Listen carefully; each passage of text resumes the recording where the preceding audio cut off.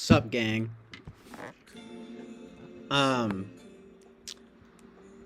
I decided to just do the regular chat again because, and don't get me wrong, I wasn't like spending that whole time trying to figure it out, but I couldn't get the dimensions just right, and it was already now it's and this is messing up too. I'm only gonna stream for a little while longer, okay? So I'm not trying to like whatever. I'll do that next time, okay? But thank you for the uh recommendation, the Genzennial, and the help figuring that out too.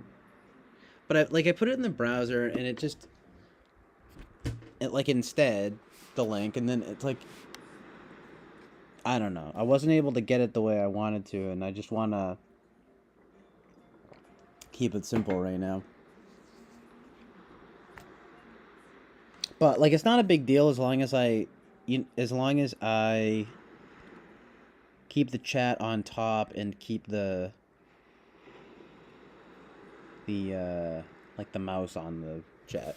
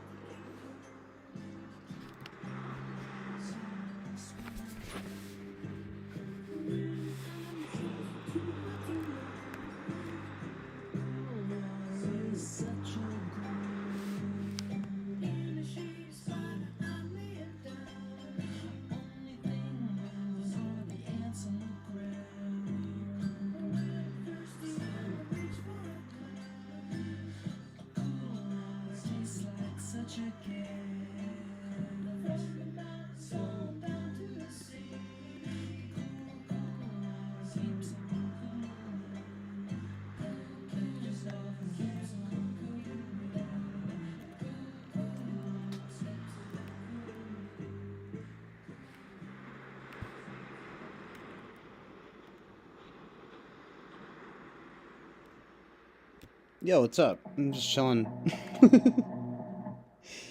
uh,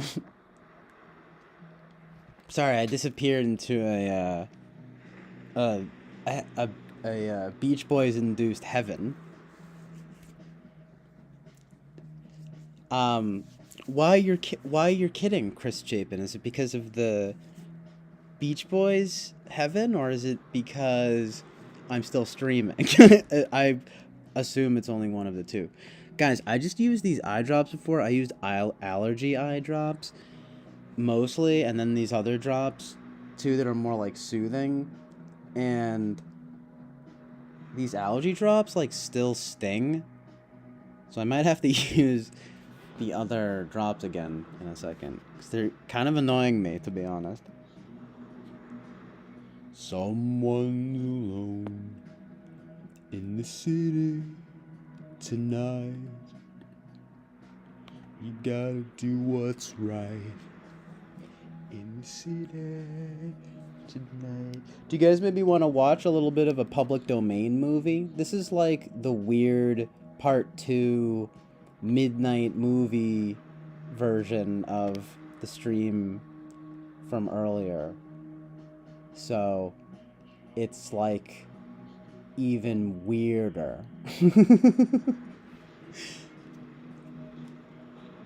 Nah, it's really just more low key, and I kind of just want to mess around more with like music and visuals and stuff.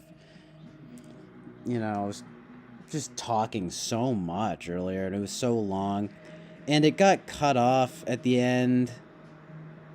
2 hours wasted. I mean, well, they weren't wasted, but actually, I was having some great conversation with Dark Sunshine here, particularly. Well, Winston's mom too, but yeah, pretty dope.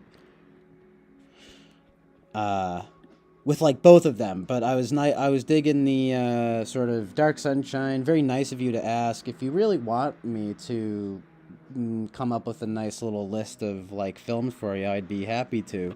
But I feel like uh,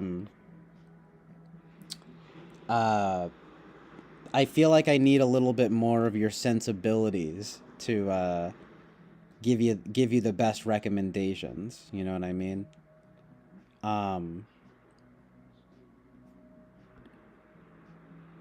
so you should tell me more about what you like. Maybe especially, it would probably help us if you focus especially on films. But even if you just give like vibes, I can figure it out. Oh yeah, I wanted to actually play this song.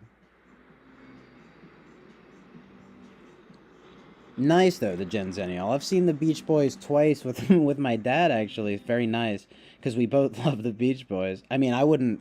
I Well, okay, obviously I learned about them from him, and I did like songs from them growing up, but to be honest, um I feel like it's a little embarrassing in a sense because it's so just like direct, but basically I first got into Animal Collective a lot, the band Animal Collective, and then I learned like fairly soon into getting into them that like so much of what they were doing was influenced by the Beach Boys, and I think it was like at that point that I mean I looked into them, and then I sort of started to like truly understand, like for one, of course, the impact of Pet Sounds, and like everyone knows that, right? But for another, just like the amount of like uh sort of more psychedelic, like almost experimental stuff that they had, uh like first, and but they were still like always a pop group though, and like always pretty positive, like, and that uh is what endures with them to this day, especially the positivity, I think, because like they don't really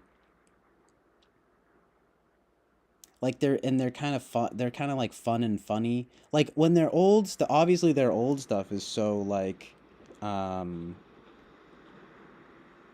well, it is a little bit goofy in ways. It's still good and classic, but once obviously, it's the genius of Brian Wilson and all that, and I probably don't need to tell you guys, but it's like fun to talk about, I guess. Well, because I mean, people honestly don't understand some. I mean, I guess a lot of people don't really understand like how good they are and how uh like how much they influenced pop music. Um, on an average, I listen to more Beach Boys than Beatles. To be honest, I got into them. I got into the Beach Boys first. I think the thing about the Beatles is that they're so ever present in their. They're my dad. And speaking of my dad, they're my dad's, I think, real favorite band. But Beach Boys come close. The Beach Boys come close, and it's like, the Beatles. They're just so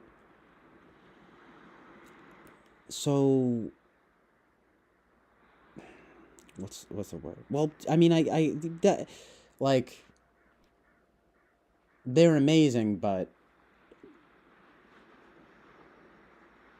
like, oh, I don't want to say overhyped, but maybe like overrepresented. I would just into basically just they are amazing but overhyped. It's just that you also can't deny how good their best stuff is. Like Revolver is like amazing, especially, and like, I mean, I love a lot of their songs. Um but I well, I don't know what it is exactly. I guess both groups have their shortcomings, so to speak, they also but for all intents and purposes, like the Beach Boys basically invented art pop, so to speak, Like they took that. It wasn't Sergeant Pepper's, Like it was Pet Sounds, Paul McCartney was influenced by Pet Sounds, at the very least. I know that much. Like, if for, he's like quoted as saying that. And like there's a reason why that, people always go back and forth really about Pet Sounds and especially Sergeant Pepper's. Although I guess, Revolver is like equally talked about as much. Well, that's the one for me. There's still, I'm not gonna lie, there's still like songs off of Sergeant Pepper's that I haven't even heard. Like, uh, it's so good, but part of me feels like it's a little bit overblown, you know. And it's like, this is gonna sound kind of funny. I love so many amazing Beatles songs, but it's like sometimes, and I don't want to get, hate for this here, but it's like sometimes their Britishness is like, uh, I don't know, a little bit overly present or something. Even though the Americana of the Beach Boys is very obvious, it's actually really funny. Wow, that's actually a really funny thing to think about there, because at the beginning, everyone knows, of course, like I was saying, how kind of corny the old Beach Boys stuff is. Anyway, though, funny enough, right? The Beatles at first were actually pretty corny, I want to hold your hand and everything. I mean, but anyway, so many good songs. It's hard to like. It's hard to compare them in a lot of ways, but well, I don't know. It's just that the Beach Boys kind of struck me for that's just how it worked in the lineage, because I think for me at least, at the very least, it was like when I was younger, it was like, oh, they're they're like, everyone loves the Beatles. They're my dad's favorite band. I maybe, I guess, in some immature way, as bad as it sounds, I basically thought they are old hat, so to speak. Like it's just kind of like, we get it, the Beatles. But when but it was probably a little bit of that niche factor or something, because like I said, I mean, it was a pretty direct route when I, was, you know, listening to Animal Collective and then figuring out like, oh yes, right, the Beach Boys, and like vocal harmonies and like sort of kooky pop, and like uh when they got psychedelic and everything and all that. It's like Brian Wilson and his kind of his kind of savant like genius, you know. And so that was the thing that sort of I was like that I was sort of like struck by, I guess, you know, because it registered as more like, yeah, it's kind of this like art pop thing that I didn't realize also was that, I don't know, I guess maybe I just felt like I stumbled on something that I didn't know, that like I felt like a lot of people didn't know about it or something. But of course a lot of people do know about it. Like like how they developed over time.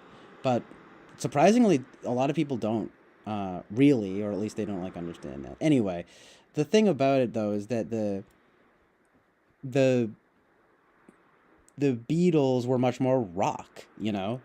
Uh you like that's you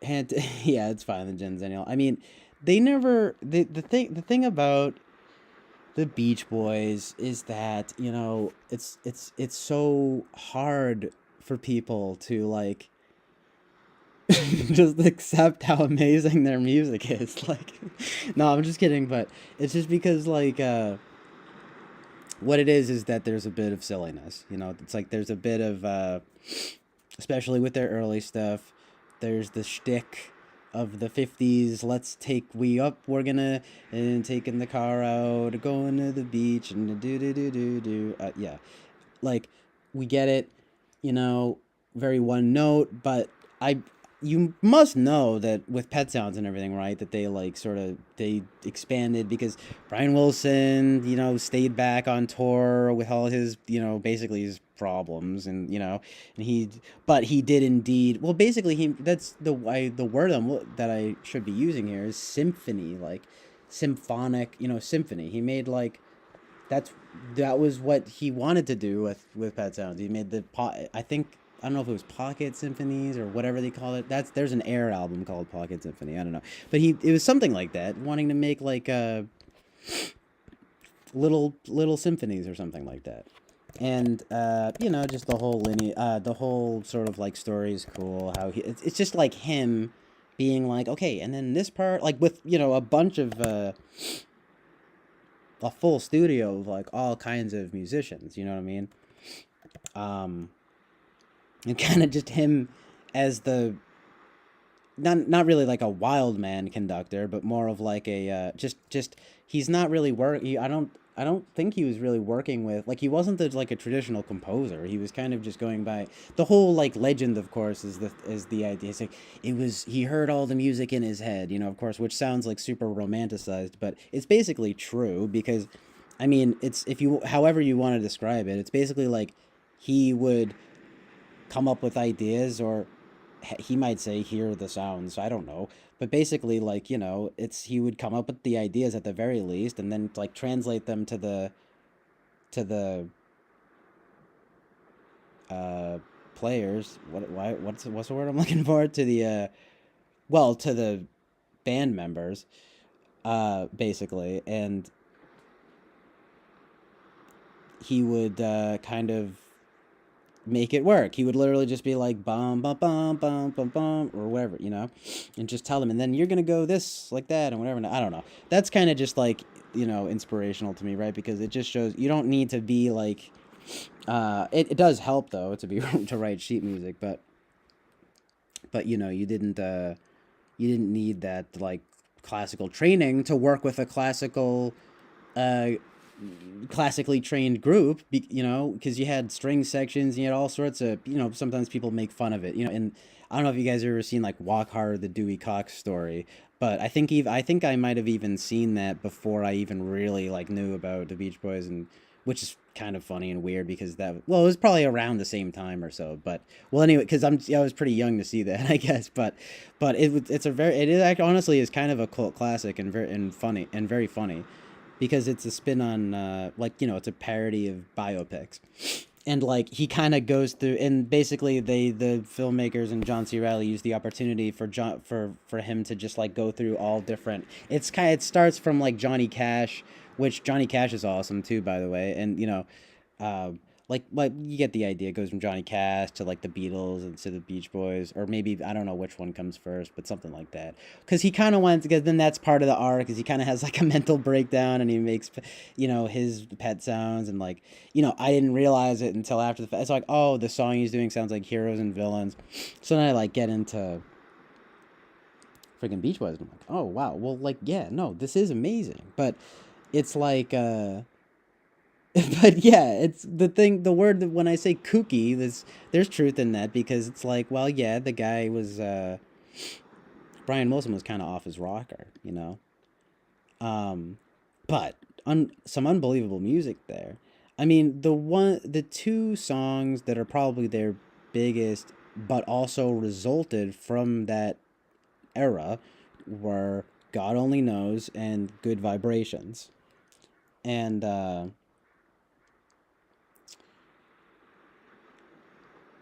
for I'm realizing now, two songs that have God and good in the titles, right? Like, so good. Like, just what I was talking about, just amazing truth and reality. And the anyway, the point being that, like, you can hear it, especially in Good Vibrations, just how freaking uh like multifaceted it is and all that. So the symphony thing, it's like, I'm just a sucker for that, okay? And as much as sometimes they have a sort of like a goofiness, and like I said, definitely a kookiness, they're like freaking on some other waves. What's up, Sam Cox? Well, I don't know why I just called you Sam Cox, but I always want to say it just because I see the full name. But what's up, Sam? Thank you for being here. He says smoking weed for the first time in years, making some mouse music. I don't know if you mean house music, but probably. Um, and okay, I'm gonna address what you're saying, the Genzennial, but David, I did it again. Sam, you came in at the perfect time, especially since you're smoking weed and making music. Uh, very very simple argument, and it's just, I'm laughing because I know that I'd feel like you're gonna just be like, I don't really care about either of these bands. But, well, actually, no, I think I know what you're gonna answer, and I think you're gonna answer the right answer. Which group is better, the Beach Boys or the Beatles? Or, well, I shouldn't say better, I mean, which do you like better at the very least? Sam goes, nah, I mean mouse music. What does that mean? Okay, I gotta use the other eye drops though, real quick, because I actually, speaking of weed, I just use these other drops, but they were like allergy eye drops, and they like kind of sting. And I used these other drops after that are more soothing, but they didn't seem to do the trick, so I'm gonna just like use them again because it's annoying. And it's kind of hot down here. I'm breaking out. No, I'm just kidding. It's honestly though, like, I have been up for a long time, and I mean, I'm smoking weed too. I'm drinking coffee. But this basement, I swear, is like, I'm like allergic to it in ways. But like yeah, but the other thing is I use these like drops that sting. So I gotta go use these other drops. And I actually, well, like, I don't know if I should, but I gotta make more coffee. Dude, it's like, exactly, real artists get it. No, I'm just kidding, but no, Beach Boys. And I knew Sam was gonna say that, but I'm like, that's not fair. I'm recruiting. I'm recruiting Sam, but you came in at the perfect time, because I was just explaining to the Gen Zennial, like, well, it's, whatever, right? He doesn't like the Beach Boys. I was talking about the Beatles. I was telling my whole thing. I'm gonna sum it up real quick, okay? Don't worry, you guys. Don't worry, baby. Speaking of which, don't worry, baby. But, bro, like, the impact? No, I'm just kidding. So annoying. No, like, I hate that kind of like approach, But it's like, it's like, okay, no, okay, but dude. Well, first of all, people just don't understand. I just was explaining the entire like thing. Uh, Dude, I look like fucking Wim Wenders with my hair right now. You guys know who Wim Wenders is? Wim Wenders? Uh, dude, dude. The Red Hot Chili Peppers, though? I don't know why I just said that. Oh, dude, Sam, when Sam comes, first of all, I'm getting silly because dude, I was streaming for almost 14 hours, like just before starting this stream, for the first time in a while. I don't know if you noticed, but I was taking kind of a break from streaming there for a little bit, and now I'm back. Dude, I went for like 14 hours. So I'm getting silly now. You know what I mean? It's getting silly in here. I was also talking so much about like just being very like serious, not like serious, but just talking about art. And like I'm talking about it now too, but like I'm on some different waves now. And you're helping, Sam. We're in a goofy vibe. We're smoking weed together. No, I'm just kidding, but um see, you understand about about how Brian Wilson made the harpsichord relevant again. No, I'm just kidding. I hadn't really thought of that, but that's a good point. But anyway, you understand the classics. It all really comes down to, I think, like if you kind of marvel at perfection. No, I'm just kidding. But if you like, for real, kind of. But it all kind of comes down to if you like how you feel about basically pop perfection. Like it's not that like when okay, so let me just I got to use these drops, but hold on. It's like the Doors are good too. Okay? Jimi Hendrix is amazing. Led Zeppelin, honestly, I never really got into that much. Okay, I'm not gonna lie though. There's actually a few Led Zeppelin songs that I love, and like a few songs when I was younger, when I heard them on the radio too, that kind of like blew my mind. But they didn't like have that impact for me. I think for one, I think I think Robert Plant's voice is a little annoying to me. I'm just gonna be honest, right? But that's the amazing truth and reality of the situation. Um, Yeah, so yeah, I said it, man. I said it. I don't know if I've said that before, but that's how I feel about it. It's probably not really a hot take either. I mean, it's the same thing with a group like Rush. I mean, I've been really into Yes lately, and I love Yes. They come close to that, but they also don't. It's not Geddy Lee though. It's come on, you know. Anyway, ridiculous. But Bob Marley, though, you can't argue. They're good. I mean, he's good. They're good. Dude, isn't Bob Marley a band, dude? Oh, yeah, dude, my favorite band, Bob Marley, dude. 5 stars. No, I do like Bob Marley. I like Pink Floyd. A little bit overrated in some ways. A little overrated in some ways. Black Sabbath, I never really got into that much. A little overrated in some ways. Nah. See, at this point though, I'm just revealing also in some ways my lack of reverence or something for like rock classics. But I do love a good amount of Pink Floyd, and I really like some Black Sabbath singles. Obviously, like Paranoid is amazing. Well, they have a few great songs. I'm not gonna lie, but I never got into a lot of um these bands beyond like a singles capacity. You know what I mean? That's what is difficult for me about also revealing my about kind of I don't know giving my like true opinions on this stuff, because at the same time it's like, well, I haven't even really listened to full albums or whatever, so I tend to like really, I'm kind of a stickler about that, so I'm being a little bit haphazard with my opinions that I'm throwing out right now. But it's like everyone you named except Jimi Hendrix, who although I'm still making my way through his albums, it's like all of them. I don't know. I never really got into them in an album capacity, but in a singles capacity, like I at the very least like them a lot. But I never really got into the only band out of all of these that I would say I'm least familiar with is Black Sabbath.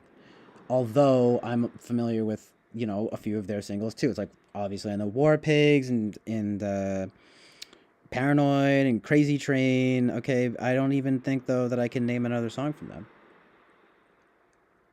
There's maybe one or two. I understand that they kind of originated like that doomy type sound. I mean, like okay, I really like the band Sleep, and I do really like Electric Wizard too. But especially Sleep, right? Like I understand that they're well, and to be honest, I didn't even really know this that much. I mean, I guess it didn't make. I read it. I read on it was on of course it was on Rate Your Music, and I saw people were basically talking about Sleep's Holy Mountain being like oh, it's all like Sabbath influenced riffs and like stuff like that. And then I realized like, oh, true, okay, right. So like I don't know, maybe I should give them a shot.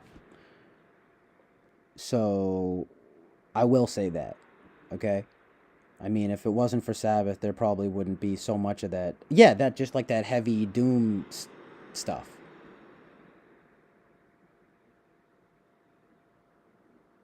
But Sam says it's just so funny.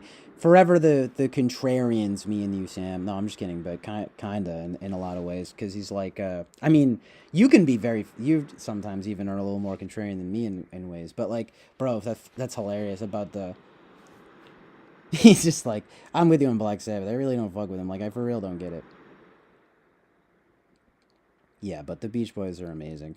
And David Gilmour fucking sure say bad. Yeah, but then they became like arena rock like after a while. Well, but it's still good. Like Comfortably Numb is really good. Um, Pink Floyd is weird.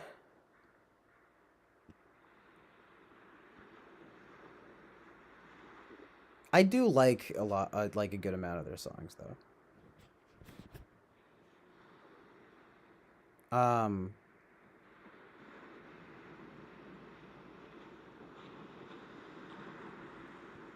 of that Teeth Lions band. I've never heard of that band. That's cool. Uh, is Ozzy but A forever? Oh, well, okay, good point. It's an Ozzy Osbourne solo track. Okay. It's when you say that, it actually kind of makes sense, right? Because I mean, Sabbath wasn't as like that. That makes sense, and that's actually good, I think, in a way, because that song is kind of corny. But Sabbath seems to me they never they maybe they didn't exactly verge into the corny the way that like the song that song does, right? So I don't know. Um,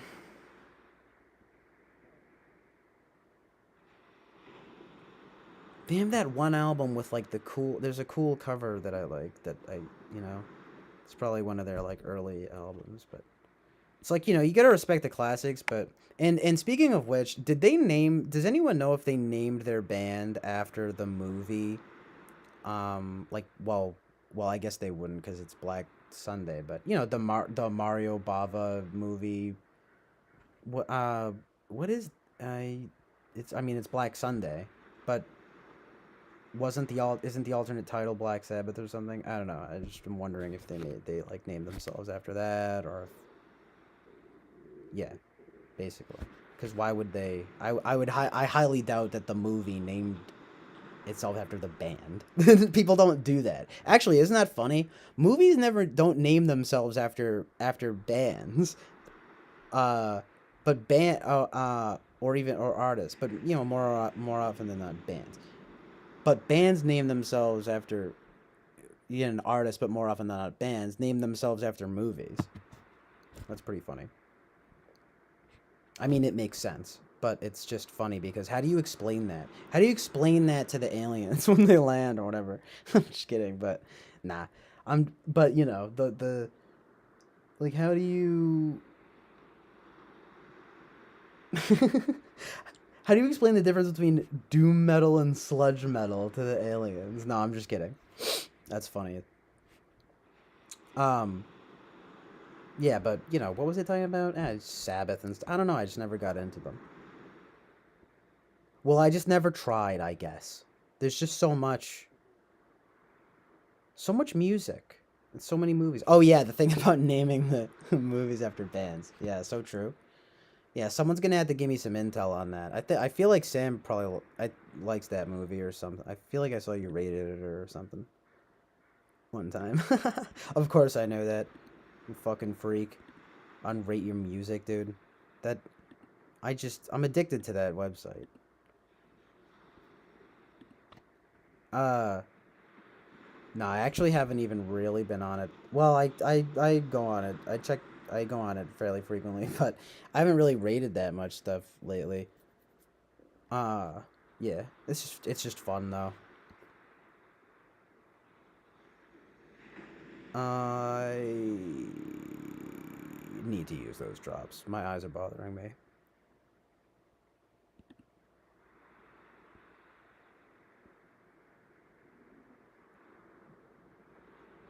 The Genzenio, yeah. Well, do you want me to call you? Well, your name's Brian, right? Do you prefer being called Brian? In fact, I wouldn't be surprised if you do. Let me know if you prefer being called Brian. I'm gonna go use those eye drops real quick, and I'm gonna make this. I'm gonna get another coffee because this coffee is cold. So I'll be right back.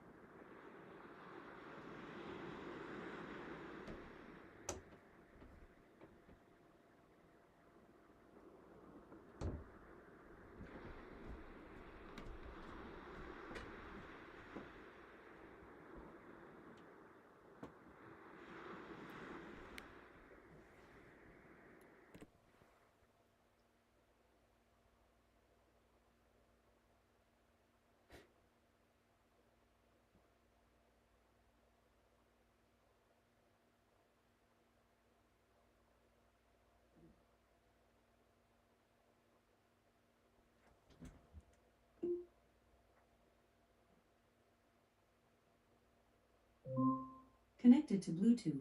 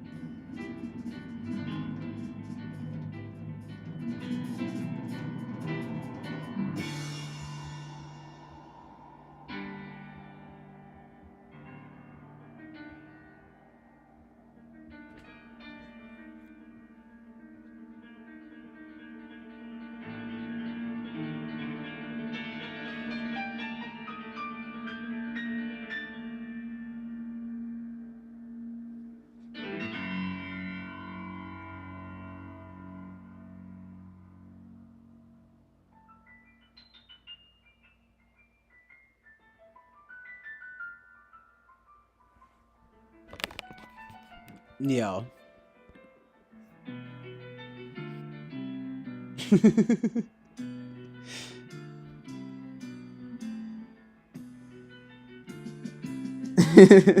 I just thought it would be awesome to just start playing this out of nowhere.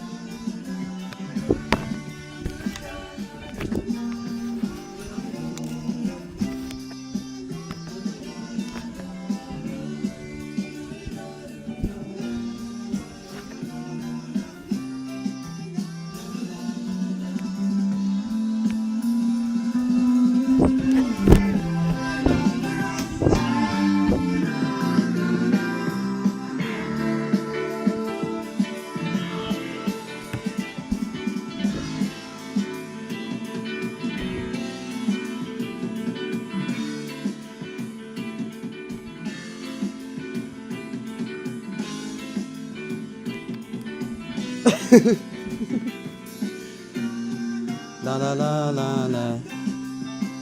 La la la la la. La la la la.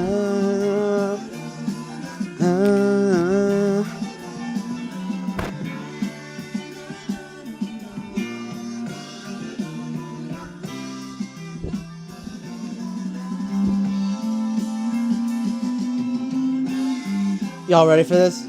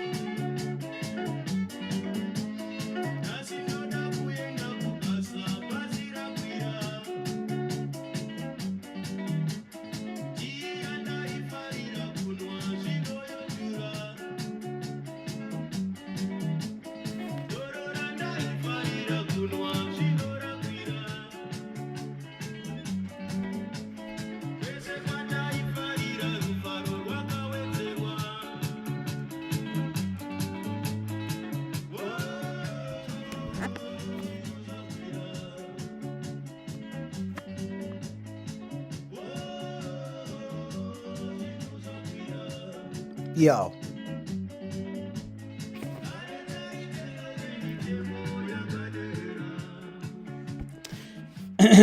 Yeah, so good. Just just the best. Just like spinning the hits here.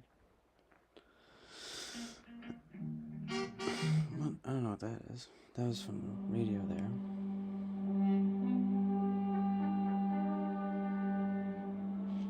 Yeah, but that was this group called Hallelujah Chicken Run Band. And they're this old like 60s African group. And like this guy Thomas Mapfumo is from the group. I guess apparently he's like a pretty known like African guitarist, but they're like one of those old groups that kind of just like invented the so-called quote unquote Afro pop, you know? Um, in other words, one of the many things that inspired so many like groups like Vampire Weekend or something like that, you know? But it's shiny summer pop, African pop, you know? It's a little repetitive, but like that is amazing. And that part with the in the middle with the yeah,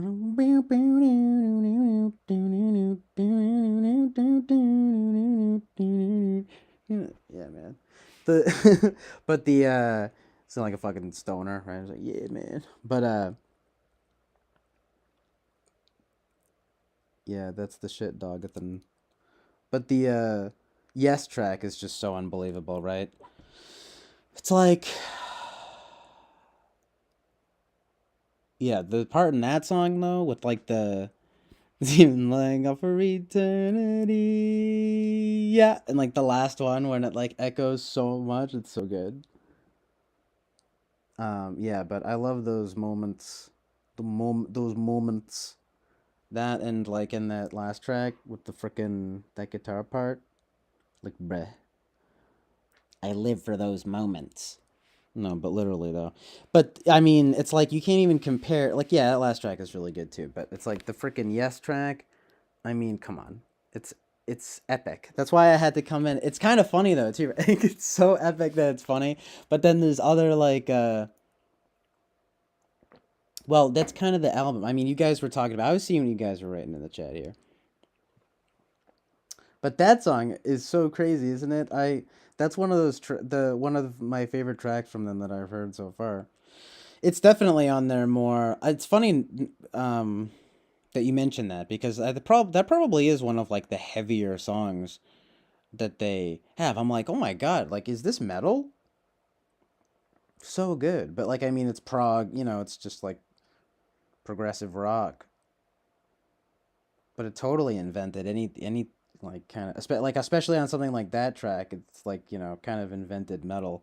It's like uh it's so heavy, and yet it's like not quite metal. It's better. I'm just kidding. Seriously, come on. And like how those guitars sound. Well, it's the guitars and the drums. like obviously his voice is cool, but you know the freaking in that one part with the when the voice echoes is like amazing.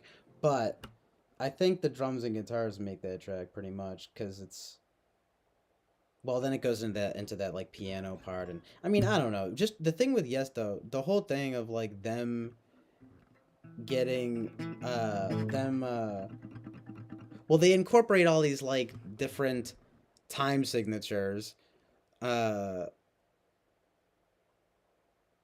that don't necessarily it's like that's the aspect where I guess it like it's cool but it strays from perfect in a sense. I know that that sounds kind of like super like I don't know boring or whatever, but that one they go pretty hard 4/4 on it for the most part. Well, I'm just saying it's just like I don't care about all the like style stuff and like the time signature switch ups and everything. Like you know, but the like the craftsmanship on the drums and guitars in that track, right? Like I'm like, dude, all right.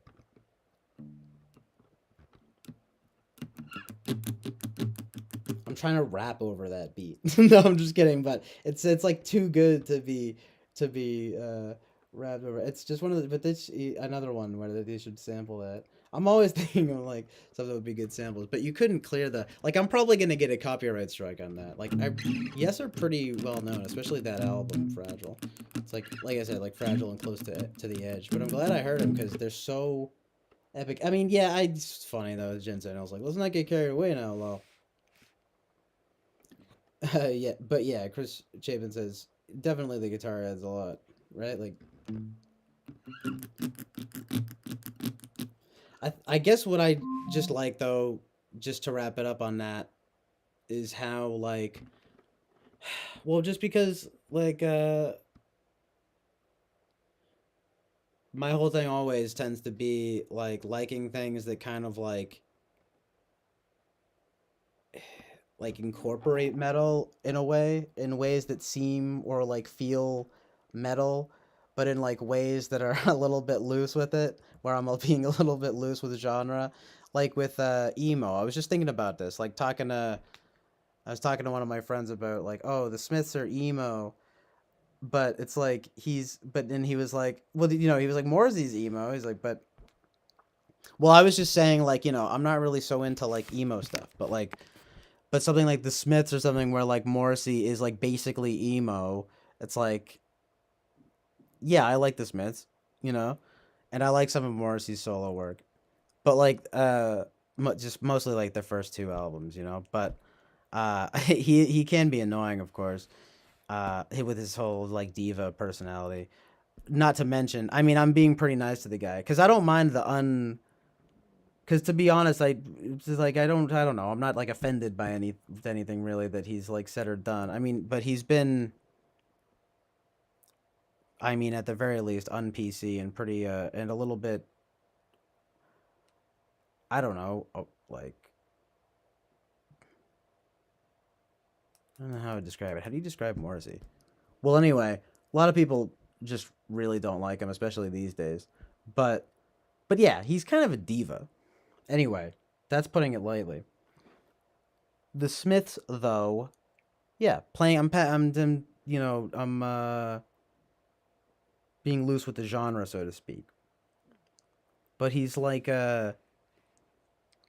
but okay, so but like something like in that Yes track, right? With just how like hard the drums and guitar are going, it's almost like a sort of metal, you know? Like a but I realize that it's like not traditionally metal, but it's more like rock. And it but what I'm saying honestly is that it tends to be the stuff like that that I think I like most. Uh, you know?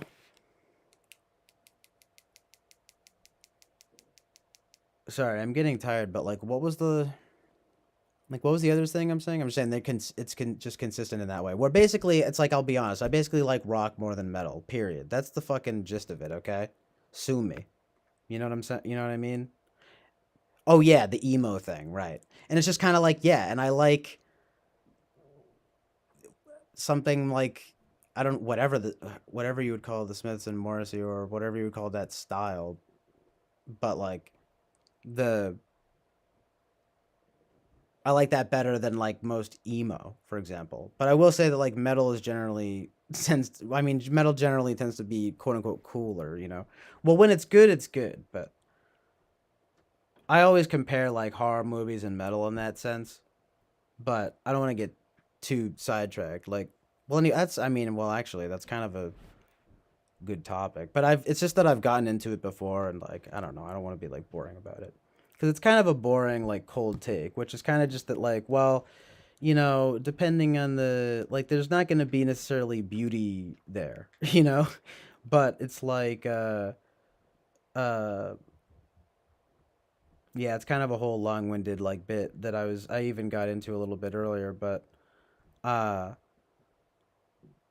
I'm kind of a shill for like the idea of the transcendentals, which like I need to like read more about, but I like the idea, which is that there's the good, the true, and the beautiful. Also, interestingly enough, I don't know if he's still here, but Dark Sunshine, that's another thing that comes in threes. That's amazing. And it starts with T, transcendentals, you know, whatever. But the good, the true, and the beautiful. Uh, I really love that. So, uh, yeah, but you're usually not gonna get with like horror movies, and to be honest, metal too, where I'm just saying there's going to be more of the focus on ugliness as opposed to beauty. I'm sorry, but that's why I was talking about like the movie House earlier, like that's kind of a quote unquote happy horror, and like that's and I like that, especially because it's not uh, really graphic and or vulgar, you know what I mean? And I've probably talked about that before. Sam, have we talked about our love of House? Because again, I do happen to know that you rated highly on Rate Your Music, but I have to have brought this up already. Like, if you've been in the stream, is it like, I mean, since you've been in the stream, I have to have brought that up because, but the thing is that it's possible that I didn't because I've talked about House like multiple times now. um, I mean, what do you expect when you get into like 14 hours of material? Like, come on, you guys, give me a little bit of a break here, right? Nah, but seriously, the thing is that's I actually, you know, I don't really like repeating myself and stuff like that, and I'm always like cognizant of doing that. So if you know what I mean, like kind of not wanting to be redundant and just like always say the same stuff. People's like, yes, usually we get it, the transcendentals or whatever, right? But it's like people weren't here earlier. You know what I mean? People, it's like the audience has changed. So I'm sorry. I gotta, you know, hey, look, it's come up again. I'm sorry to those that have heard it before. And if it's something, well, I'm just saying, like, at least today, especially. But even in general, but you know what I mean. Anyway, horror and metal just don't always go that far. But they can always be like good and they can always be at least true and even good. But it's rare that they're beautiful. In metal too. That's why I've been really into that group Death Heaven lately. Like they're pretty beautiful. Like they're metal, but they're beautiful. But see, then people argue about whether or not it's metal. It's the same with horror, because then people are like, you know, I'm like, it's the same with horror. Like say so. I don't know what that was. It's like a caricature of like a I don't know some that's was some character that I need to remember. In New York again or something. Horror. Um, um, yeah, like maybe a like a New York Jew or something like something like that, you know? No, but seriously, um, like that. But speaking of which, Ingui Malmsteen, it's so beautiful. Literally, just like, well, no, I'm just kidding, but that could be. I don't know what kind of name that is. That's an interesting name. The Genzennial says Ingui Malmsteen plays what could be called beautiful metal. Well, yeah, I'm saying this stuff exists. It's just like I don't know. It's like I hate to say it because it sounds negative, but I would say that that's kind of, but is the insistence, right? On well, metal is a little different, but well, because music, well, you know what I mean. I mean, it's you don't to make metal music. I'm not even gonna get into it. It's so much, right? But basically, the metal and horror comparison, it still stands, okay? But the point being that if you want to be like super general about it, that it's just more rare that they aim towards that the genres aim towards beauty, but like when they do, it's amazing. Uh, and that to be honest, I think like just the same way you can be kind of loose with the genres, like I said, stuff that there is stuff that feel that it's that feels metal, that feels horror, um this is like a super tired example, and I don't want to fucking bore anyone to death, but like, you know, I just have to say, it's like fucking David Lynch, right? He'll make stuff that's like, well, if you don't count like Eraserhead or whatever, it's more straightforward horror stuff. Stuff. In any case, it's like you get the point. You already probably know what I'm gonna say, which is that he basically makes horror, but it's not horror. So it's like just like whatever, you know. Not to sound like a fucking teenager about it, but just like whatever, dude, whatever. Don't tell me what horror and metal are. No, I'm just kidding. I'll tell you. No, it's funny because at the end of the day, though, too, they also. I have to say this too is that they're two of probably like they're. Well, actually, no. I do know a good amount of horror more than metal. I think actually, to be honest. But yeah, okay. I don't want to get too sidetracked because I like this conversation. But like the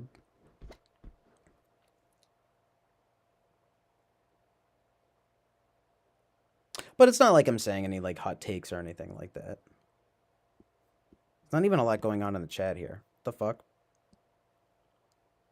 What's up, Kami9? Sorry, that's a late greeting. And yeah, I want to address this too. Chris Chapin says, "What did Morrissey do to be like a diva?" Oh my God, can we just let's like look at some just let's just read Morrissey quotes. Sorry, like I said, guys, it's late night. It's we're getting silly now.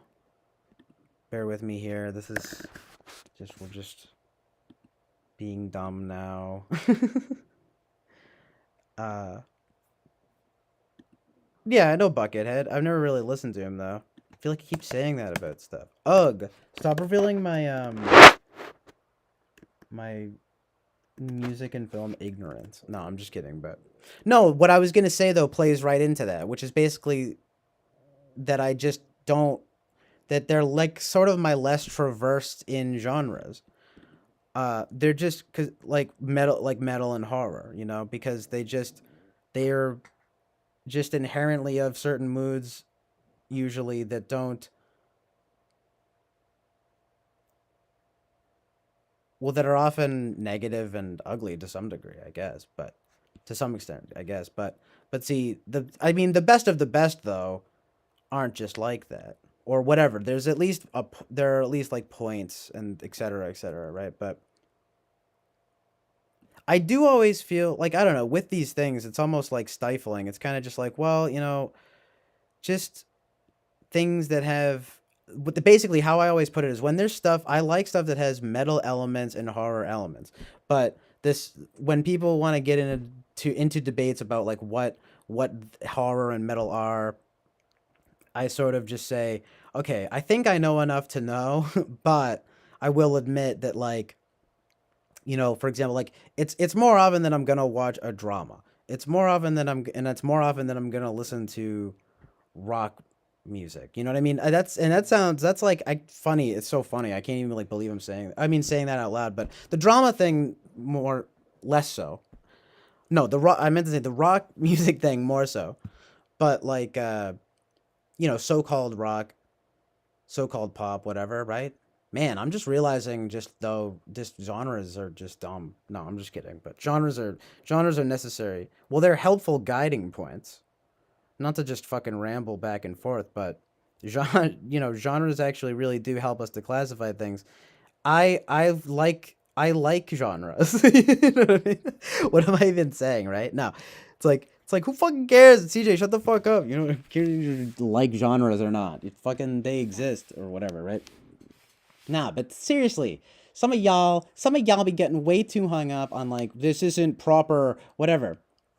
And you know what? And you know what? I'm telling you guys, I'm just realizing now that it is with horror and metal too, because with horror, it's always the same, right? Not real horror. And with metal, it's always the same, not real metal. Horror. I bet a lot of people would say house is. They might even say that. They might even say house is not real horror.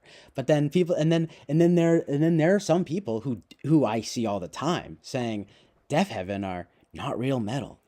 Yeah, it's like, why? Because it's not bad. No, you know what I mean. No, literally. No, I mean, you know. It's like, no, I'm just kidding. But seriously, it's just like, why? Because they're good. I mean, like, Cronenberg's Videodrome is a horror. That is high tier. You know, and again, Lynch's Eraserhead is horror. That's high tier. It's a little more disturbing in hindsight. I kind of realized, like, I'm like, what the? 'Cause it's about a baby. I don't want to like get into it too much, but yeah. Well, yeah, it's pretty disturbing. But the atmosphere and it's like you that the mood and the atmosphere in that movie is ridiculous. But oh yeah, I think I'm honestly willing to admit that I know more about horror movies than I do about metal music. Like but okay, so like okay, stuff that like the so-called alt metal stuff, right? Like especially from the 90s. It's a little embarrassing, I guess, right? But dude, I like stuff from Primus, Rage Against the Machine, Deftones. Okay, I like how Deftones incorporate shoegaze. You know what I'm saying, you guys? Y'all feel me on this? And then, of course, predicting Death Heaven, except Death Heaven comes through with like a much more well, like the symphonic kind of like black metal thing. See, what's so funny though, and I gotta stop with the ranting, but that's like the genre when people it's cool. It actually sounds pretty cool, but people call Death Heaven black gaze. First of all, is that spelled Blackgays? No, I'm just kidding, but you know, um, of course, just an easy target. I guess I've never thought of that before, but it's not often. I guess I talk about black gaze. That I talk about black gaze. No, I'm just kidding. All right, I'm just being ridiculous now. But seriously, the genre, it's the combination of shoegaze and black metal. I'm like, you guys need to chill the fuck out. It's like, it's, it's metal and shoegaze, and it's, you know what I mean? Oh, jeez. And I know that I feel like I don't know how many of you guys have ever listened to them, so like I don't know how like relevant this is, if this is taking, so to speak, but I feel like you guys need to understand how many times that I've seen people say the same old thing about, or at least now it's started. Maybe it's reached post sincerity and well, not about irony, but it's more like post Malone. I'm just kidding, but no, like it's past its peak to where people. What was I saying about how Deaf Heaven are not real metal? Like yeah, basically the amount of times that I've seen people fucking say Death Heaven's not real metal. Some of them might be saying it in a way of like uh repeating a meme or something, but I don't think so, you know? Well, oh, not even that, but people who actually genuinely have bought into the bandwagon either way. I don't mean literally making it like a meme. They could. But that would just be bizarre. What I mean is like bandwagoning. So people like bandwagoning to if it is or isn't metal. Like in just the debate. What I mean honestly, actually a better way of putting it is just the debate as to if Death Heaven is quote unquote real metal or not. Just the amount of times that I've seen that, regardless of its intents or whatever, right? Are is numerous, and it's just dumb and annoying. And it's like yeah, it's just the same with horror, but I can't think of a good example of that. But the Death Heaven thing, I'm just saying, like that one is huge because it's just like it's not cult or whatever. Like, fuck you. Well, I'm ranting. That was much ado about nothing. But that's kind of my way of saying that you guys are snobs. No, I'm just kidding, but it happens with any sort of genre. But metal and horror, they have that thing of like really sincerely, it of course it's gonna be what it is it hardcore or not? Like how hardcore is it? You know, that's what people mean when they say cult, like KVLT and stuff. You know, it's like a half joke, but it's for real. It's like how fucking how fucking hardcore you are. And I even saw people in the comments though on one thing. It might be true, but it's like on one of their songs, Baby Blue. There was like a. I wanted to read the YouTube comments because I was like, this is amazing. This is pretty. This is really amazing.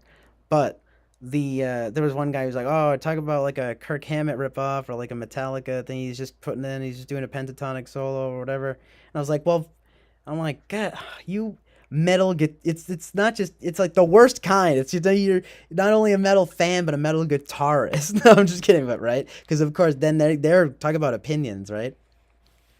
Yo, though, speaking of which, a little stand-up bit for me is to mention how a good what I feel like is a good thing about like just being interested. Well, just yeah, what I think is a good thing about being into music and film is being able to like to basically if I had to I could convincingly bullshit my way through understanding like through at least having it so that the other person could like no pun intended but riff off of what I'm saying, because for example like I don't really know anything about Black Sabbath. And I was thinking how, oh, okay, I know Ozzy. I was thinking this when I was getting coffee upstairs. I was thinking like I'm like, well, obviously everyone knows Ozzy Osbourne, but because I just have absorbed thing, I'm reading. This isn't like a humble brag or what or anything. I'm literally just saying, just when you just absorb stuff through osmosis, like whatever. Could be my dad. It could be stuff I've read or heard or friends of mine or whatever. But the stuff I've absorbed through osmosis, I can say, at least like for example to you, well, I did we establish if you want to be called Brian or not? Sorry, I asked and then I left and then I forgot about it. Of course, I knew I was gonna do that. Like, I was like, I shouldn't ask that and then leave because I'm gonna forget about that. But then I just like did it. I was like, no, I'm gonna remember. But says either is fine. Just, oh yeah, I saw you said that and I just like didn't get it. He's like, because he said again, it's not the NE. It's just that I didn't get it. Literally, he goes either or fine. I just don't call me late for dinner. Oh, mod me real quick if you can't see the link I just posted. See, yeah, sorry, I got distracted by Yes's South Side of the Sky. By the way, I meant to credit that song. It's cool that you asked about that though, because yeah, this is where it all started. Because I was talking about how Yes is proto metal. Well, it's proto prog metal at least, but that it also evokes, but that it also evokes metal. It feels metal. I feel like in my mind I've been like imagining that you guys are like massively disagreeing with me, but you guys really aren't. You guys aren't saying anything. So I'm sorry if I'm being a little bit aggressive in my defense. It's just that I think I know how it is with horror and metal fans, and I happen to know that Sam and the Gen Zennial are big fans of both. The Gen Zennial not so much of horror, I don't think. Actually, that's a good question. Oh, and again, avoiding the Brian thing. Brian. Or, well, see, you didn't have. What? Which do you prefer? No, it's fine. I guess I'll just call you Brian. You know what? I'm gonna be honest with you. I'm probably gonna just switch back and forth because realistically, I'm gonna forget. I might just be like Gen Zen. You know what I mean? I'm gonna transition into Brian though. Okay. I sound like I'm gonna be doing a female to male transition, right? I'm Brianna now. I'm gonna become Brian. I'm just kidding, but all right. I'm sorry. What's going on? I'm being goofy as fuck. But the point still stands. Bernie Sanders for president. Yes, Deftones were by the way, Deftones were massively underrated. Again, shoegaze elements. I should probably check out that Soul Guitars. Oh yeah, right. I imagine that you guys were fucking like, sort of not literally, but I'm just saying the fuel of this like dialogue has been from me sort of imagining like I gotta come through correct with this knowledge about like metal and horror or something, and I'm just like it's like nah, you guys are chill. I mean, I should know that, but it's just kind of like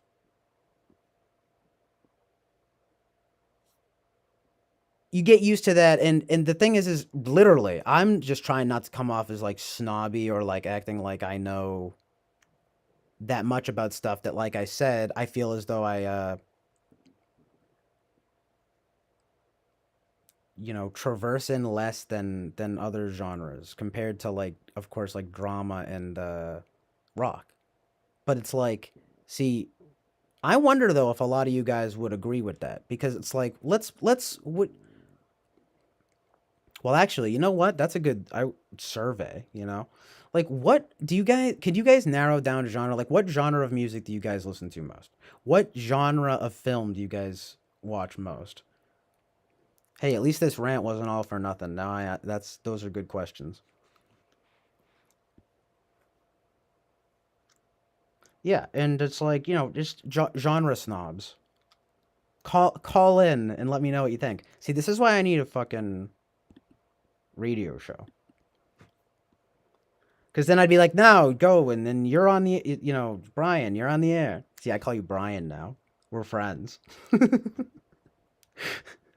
You know what I call you now too? I call you Bry guy. So annoying. It's especially annoying because I got that from from Family Guy. I always thought it was pretty funny though. Do you guys want to know the just the amazing truth and reality of the situation? I'm just gonna say it, and you guys might be really angry with me. Family Guy is funny sometimes. No, I was kidding.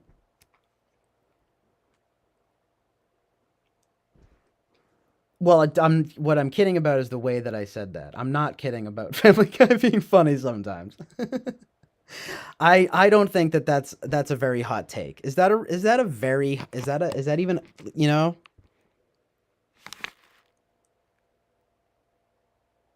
Yeah. Is that a very hot take? I feel like most people should be able to admit a good Family Guy moment when they see it. Top 10 best Family Guy moments, Volume 1, YouTube compilation, anyone? Volume 2, compilation, anyone? See, because the fucking dumbass and why everyone hated them was because they did the cut. Everyone knows this. You guys know what I'm gonna say. You know, at least if, assuming you guys have at least seen like, 5 minutes of Family Guy ever. Like, basically, right? Like they do the cutaway gag, so they're fucking always going to some other bullshit. And it's like that reminds me of the time when like Tom Cruise fucking showed up on my lawn and he started like preaching about Scientology or whatever, and then he shows up and then he like references like Kate Moss or whatever. Why Kate Moss? Kate Hudson? Kate Middleton? No, I'm just kidding. What's the fucking what's that chick's name? Le- oh my god, why am I Emma Watson? No, no, no, no, no. I literally know what her name is. I'm just not. I'm just being funny, trying to like just saying everything else that comes to mind. Katie Holmes. Um, yes, yeah, yeah, whatever. I don't know. You get the idea. He's talking about Katie Holmes, and he starts talking about Katie Holmes, and then Katie Holmes shows up. It turns out they actually write a joke in there that I don't know. Katie Holmes might not be too happy about it. Katie Holmes might be sitting at Holmes, being very upset about a Family Guy joke. Oh, the more I'm talking about it, it's just like fuck Family Guy. But see, I don't think that that's. I think that that's the more hot. That's like the more like cold take. Is Family Guy the Nickelback of television shows? Nah, it's too uh, aggressive. Um, did I say already though? South Park. I don't think I did because I started talking about something else. But I meant to say something about South Park because it's like, but I've hardly watched even South Park in a long time. I don't really. I don't know what it is. It must just be my weird thing about just like vulgarity and stuff. I'm just like, I don't really need to be watching this right now. But of course, I watch movies, but again, it almost feels like education sometimes. Now I'm getting real deep with you guys right now. Like if you want to know the real truth, sometimes with albums and films, I'm like I have to be careful to not just be like engaging in it to form an opinion. You know what I mean? Like to have an opinion about X. You know, uh, uh, who in here can relate? No, but seriously, I I uh I find myself having to resist that urge, like in some way or something. To you know what I mean? Like because it's just so fun to have opinions. It is. It really is. It's just so. It really is actually just so fun to have opinions. It's and it's fun for me to form them quickly, to ascertain within 5 minutes. You know, like basically what a thing is going to be, and then if it doesn't deviate from that, well, anyway, I'm just being a little bit extreme, but well, anyway, you go to things for different reasons, of course, but I do have to be careful not to just be like fucking I don't know. I always get it like attached regardless, but it can be a detached thing where I'm just kind of like it's like I do want to watch this, but in some regards I like well I have to watch this cuz it's whatever or listen to this be to just form an opinion on it. And then like what happens or just well to know what it is and then to kind of like form an opinion on it. But uh it winds up being a good process because like I find stuff that I genuinely like and even love in the process.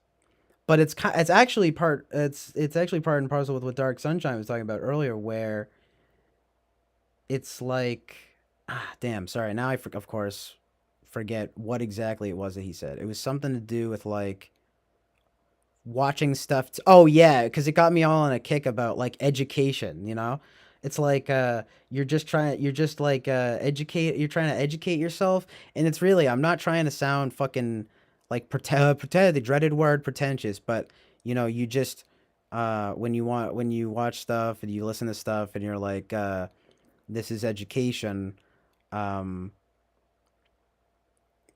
and then in the process you do wind up finding the stuff that is really good. I think it's rewarding, but at the same time, you can be. I find myself being a bit too critical. I think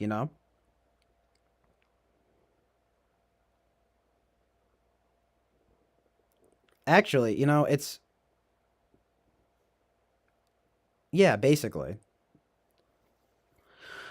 It's like you know what it is though. It's not just critical. It's impatient too. Like I said, there's truth in that. Like I sort of like maybe it's a little bit of an ADHD kind of thing too. Um,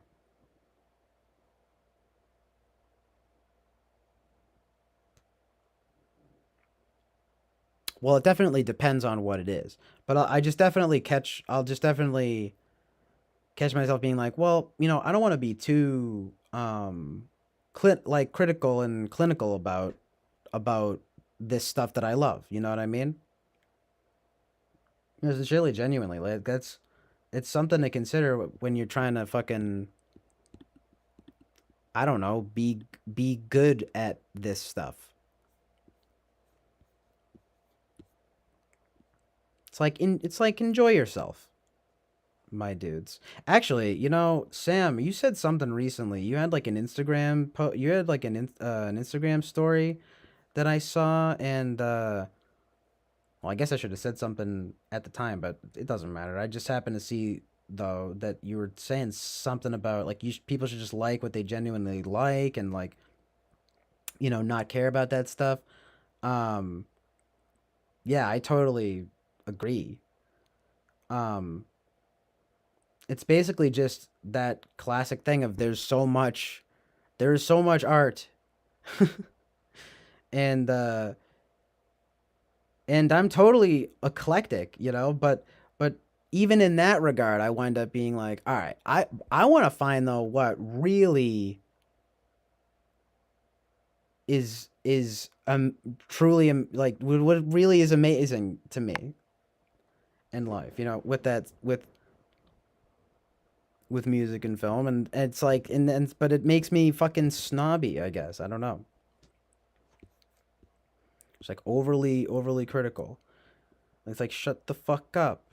Like stop. You don't have to judge every last thing. Ooh, I like I like the synth, the icy synths. No, that one always makes me laugh because I remember that's something that someone made fun of the needle drop about.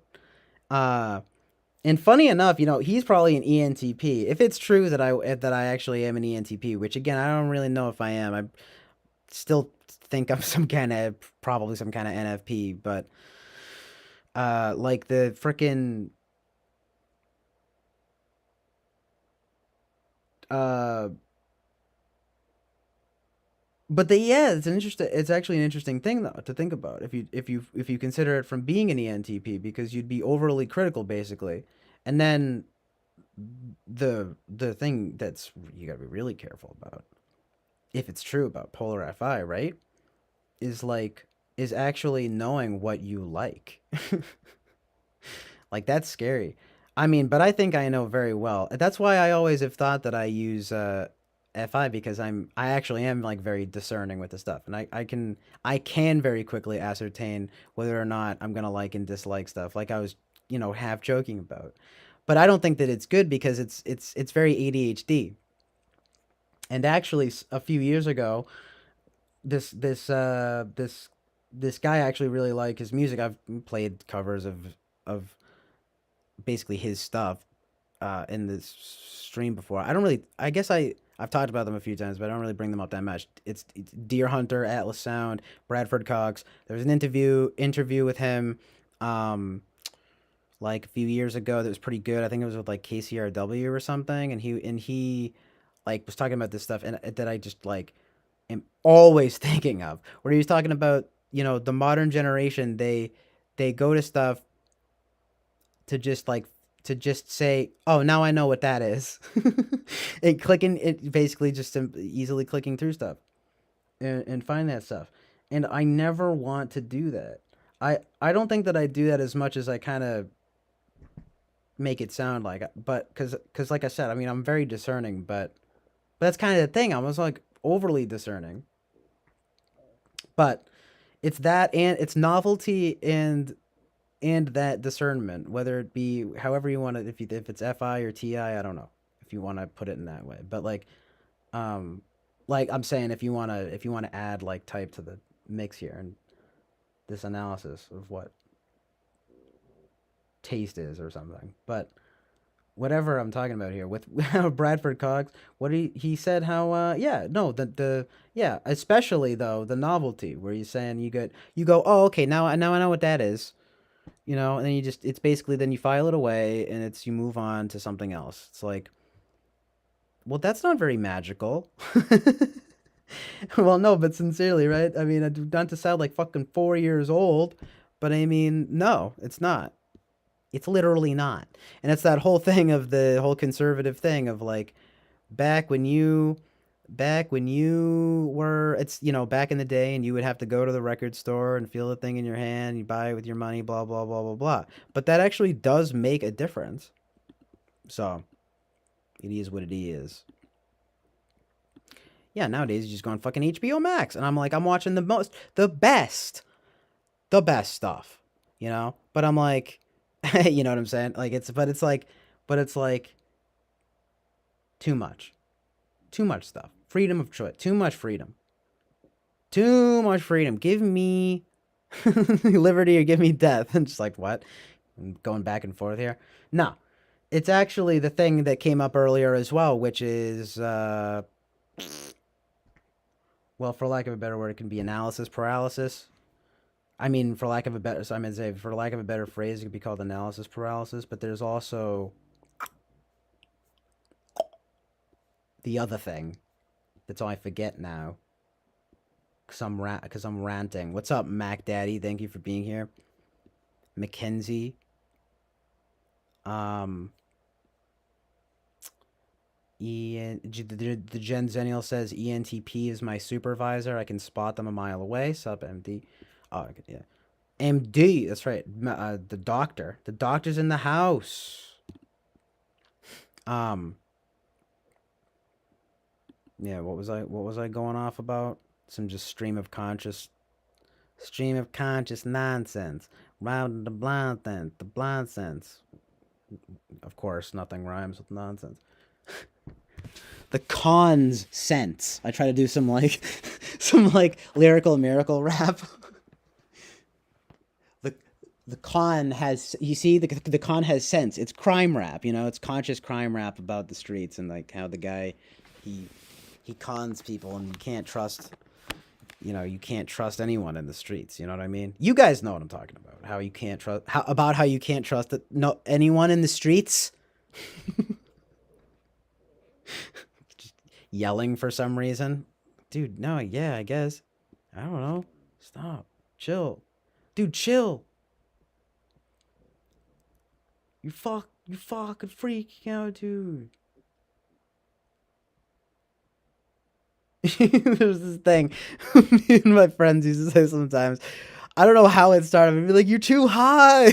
Stop. You're too high." It's annoying, fucking annoying, because my two friends, they would sometimes say that to me sometimes. It was a joke, but it was like, I think it was, can I was, we would all say it, but it was like, especially if you're like if I'm like ranting, if anyone's ranting or if like I'm ranting about something, just be like, stop, no, you're too high. Like, I don't know why, like cautionary. It kind of evolved, I think, from the bit in in the first Harold and Kumar, where it's like an anti-weed video and the guy takes out, he's like, I'm so high. And then he takes out a shotgun and he's like, I don't know what, he says something dumb. And he's like, I'm invincible. And then the other guy's like, no. And then he just shoots himself.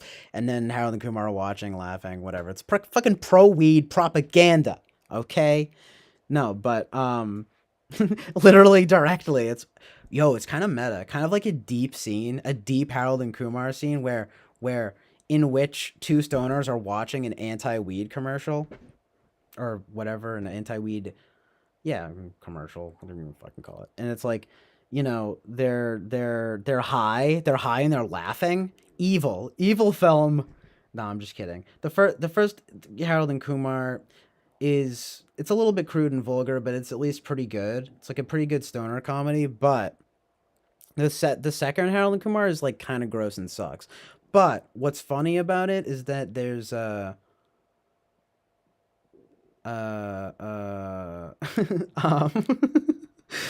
funny stuff. But like what's funny about it is that there's butt sex in it. That's I'm just kidding. That's what I wanted to say and what I was I'm sorry. I had to say it, but that's what I wanted to say and I was laughing about. But that's not true. What's funny about it actually is that there's a scene in which they smoke weed with George Bush and he laces the weed with coke. And he's like, yeah, get a little high with it. Whatever. I guess even in hindsight, that's making fun of George Bush, anti-conservative or whatever. Fuck you, right? But still, that shit's pretty funny. But then the third one, went full retard. No offense to anyone if I don't know. I'm strong language. Rated NC-17 for strong language. Just for language. Can you imagine that's the new thing that the SJWs do? No, but that's the next thing is that the film is rated NC-17 for strong language, but it's like someone says retarded. Yeah, that's a stand-up bit right there. I can make that work. Can I stretch that into an hour? Yeah, I think so. Yes, the SJWs. Oh, ooh, You know, don't even get me started, dude. Don't even get me started, dude. Have you guys noticed these social justice warriors these days, dude? It's like, what are you guys triggered? It's like, hello. It's a new that itself is actually a new character I'm working on called Guy who's from California and is getting disenfranchised with the liberal culture. Oh my god, dude. No, they're everywhere. I mean, they're everywhere, dude. It's like you can't get enough of them. I'm like,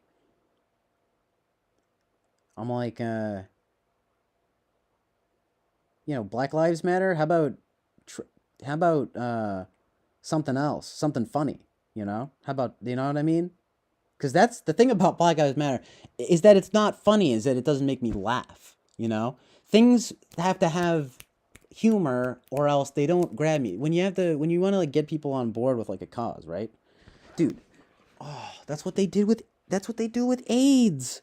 They always make it like funny, right? You guys see the commercials where they, make AIDS funny. All right, I'm sorry. I'll stop now. That would be an interesting way of doing it though, wouldn't it? Those horrible commercials with the African kids. Dude, the MSPCA commercials, just add some humor and you'll get people, add some pizzazz. Add like a funny font. Put a font that's like different. And then people will donate. Easy.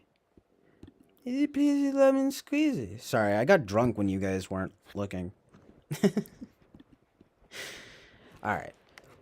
That actually came off of, all of that nonsense came from something specific that I actually wanted to mention. And I don't think it was a joke, but it was like something about Mary. I always want to say that. So annoying. It's the Farrelly Brothers movie. There's something about Mary. I'm sorry. It's kind of a classic. Ben Stiller, Cameron Diaz. Can't go wrong. Can't go wrong. Can't go wrong. Can't go wrong.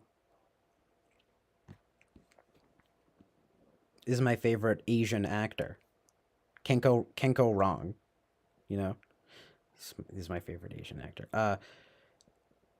You can make a joke, Reb, about the blonde sense. It's a good one, man. True. True. Well, now John STP energy. His milkshake brings betas to the yard. He means that about beta quadra people, okay?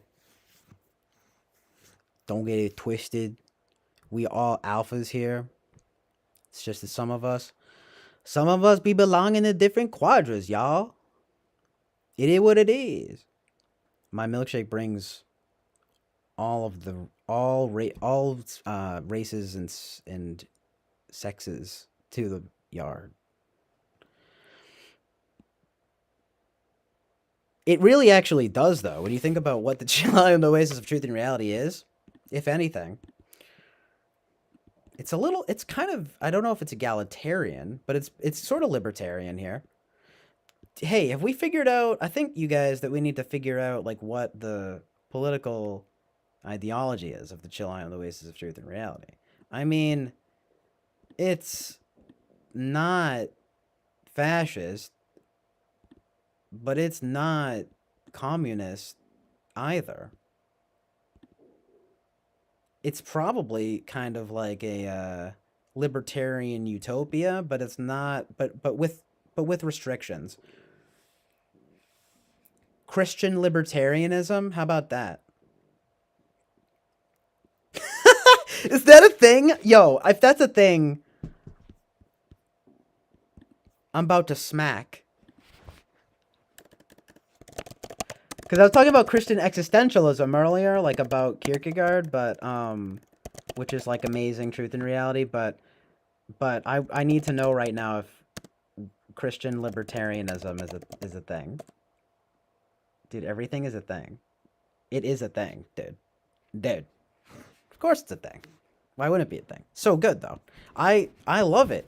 I am that now. I am that now. Yo, have you guys heard about this new thing where you just add Christian to it and it becomes good, literally. No, but kinda though. Kinda though.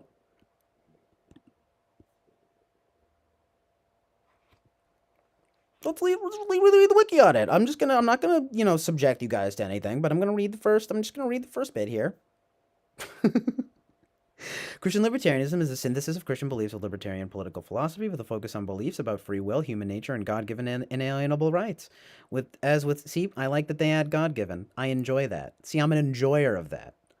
As with some other, I'm serious though. I'm just trying to be funny about it, but I'm serious. As with some other forms of libertarianism, Christian libertarianism holds what is prohibited by law should be limited to various forms of assault. All right, well now we're just getting like really specific. Various forms of assault, theft, and fraud. Uh, Actually, that's kind of interesting. What the heck? Not murder though? What? Oh, well that's assault. Hey, they're right. They're right. The Christian libertarians are right again. Okay, but yeah, assault and other other actions that are forbidden by Christianity can only be disciplined by the church. There you go. Or in the case of not the government, right? Or in the case of children and teens, one's parents or guardians. Yeah. Likewise, beliefs such as that just goes, yeah, right?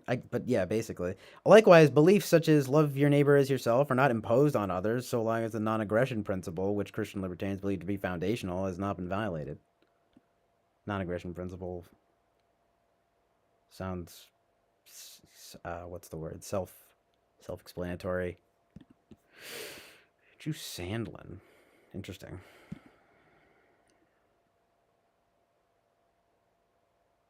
It's because you have the non-annoying NE rare. Wow, thank you so much. Do you know what a huge compliment that is? It really kind of is. Really think about the award that comes with, like the trophy. That's sort of considerate of you, sort of considerate of you. But that's hilarious, dude. The Gen Zennial kind of nails it, saying it's everyone who follows Ben Shapiro. Yeah. The funny thing is I like Ben Shapiro, but yo, you guys see the recent I've talked about that movie Shut In. Dude, I'm about to watch Shut In, the Daily Wire movie with Vincent Gallo, my fucking guy. Back for some reason, 10 years after his hiatus, 1 year after I watched Buffalo 66 for the first time, and it becomes one of my favorite movies of all time. And I didn't even know him until then, or at least I'd actually sort of, it turns out that, yeah, I had heard about him from the Brown Bunny controversy, but I didn't know that was him. But then I saw Buffalo 66 was one of the best movies of all time. That was a year ago. And then I learned, like, just a little while later, at least literally probably a few months later, that the new Daily Wire movie is coming out called Shut In, starring Vincent Gallo and one of Andy McDowell's other daughter, Rainey Qualley. There's Margaret Qualley. She was in the fucking the new Tarantino, fucking blah, blah, blah, blah, blah. Point is, Shaquille O'Neal is the best basketball player of all time. Period. And y'all just need to stop arguing with me about that, because you guys won't stop in the comments. No, but seriously, no, oh my god, oh my god. Ben Shapiro. Right, yeah, okay, so it turns out it's the Ben Shapiro movie, and it's Vincent Gallo's back. And I'm like, no, but yes, at the same time. I'm here for it, as the kids say. But it's clearly not going to be very good. There's kind of no way. The trailer looks bad, but like it kind of also looks good though. And see what's so amazing and kind of weird when you think about the way well, it's I'm optimistic about it. About the decentralization of media, so to speak. Dude, I fucking died. Ben Shapiro's like, at the beginning of his intro, he's like, okay, I'm going to do I actually do a pretty good Ben Shapiro. And I'm like, this is what I said. No, but this is what he said. He goes, new movie, Shut It. No, sorry. He starts, fucked up. I'm fucked up immediately. No, he starts off going, we all know by now that Hollywood hates our guts. Or I think he says your guts. Again, I fucked up. Can we start over? Okay, he goes, he goes, okay, take three. I said take three, Jonathan. I like how I said Jonathan, and I was kidding, but it would be funny if like Jonathan Basanti was right here. I'm hallucinating now after so many hours of streaming. I see him. He's here. Nah. I need to hit him up though, and we need to chill. I'm not trying to be a fucking dick to him, like not um like coming through or whatever. Well, he needs to get a bike first. Um no, I'm just saying cuz honestly like I hardly chill with anybody like, and I didn't want just like, but it's honestly nothing like having him come through, like it would be fun. I'm trying to jam, dude. Plus like it's crazy. We were able to talk like, well, on multiple occasions we've been able to talk for literally hours without any real lulls. That's pretty rare when you think about it. When you really start kind of using your noggin and considering truth and reality.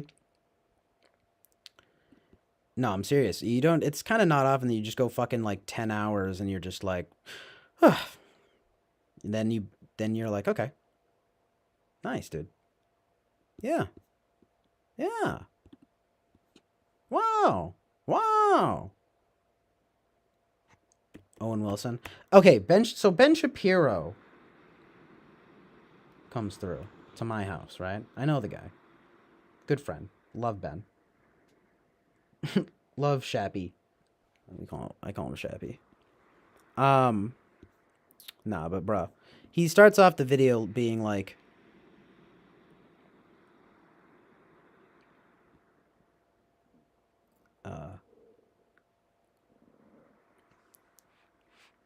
something like, everyone knows by now that Hollywood hates your guts. He fucked up again. Okay, here we go. Everyone knows by now that Hollywood hates your guts. And what we at the Daily Wire are hoping to do is provide something a little different with good value. The kind of basically, just like whatever, you get the bit. It's just kind of like the good values and morals that the people are looking for. And I think you'll be surprised. I'd be surprised. He literally says, "My wife was very scared by it." He's like, his doctor wife that he's always mentioning. He literally says, I'm like, bro, you have to be self-aware about this, right? Like, come on. He goes, my wife watched it and said it's very scary. Yo, that's literally me though. I think I'm Ben Shapiro. Think I'm Ben Shapiro. Bitches on my dick cause I look like Ben Shapiro. Dude, you guys like the Lil B? Yeah, so then he legitimately says the words, Vincent Gallo is back after his 10-year hiatus. And I'm like, fuck! And then I watch the trailer and I'm just laughing, dude. So good. But like, cause then he shows up as the evil guy and it's like it's so perfect. And I'm like, no, dude, this is amazing. I'm gonna like it. I don't care if it's bad. No, so he literally says he's like, I think you guys are gonna like it because the woman in the movie actually has to use her. It's so beautiful. She's literally like, he's literally like, the values and the morals and values that her grandmother taught her, and in the trailer they show there's a cross, so it's Christianity, right? So the thing that I wanted to get to, the thing that I'm kecking about, is that Ben Shapiro's Jewish, right? And yes, he talks about Judeo-Christian values and everything.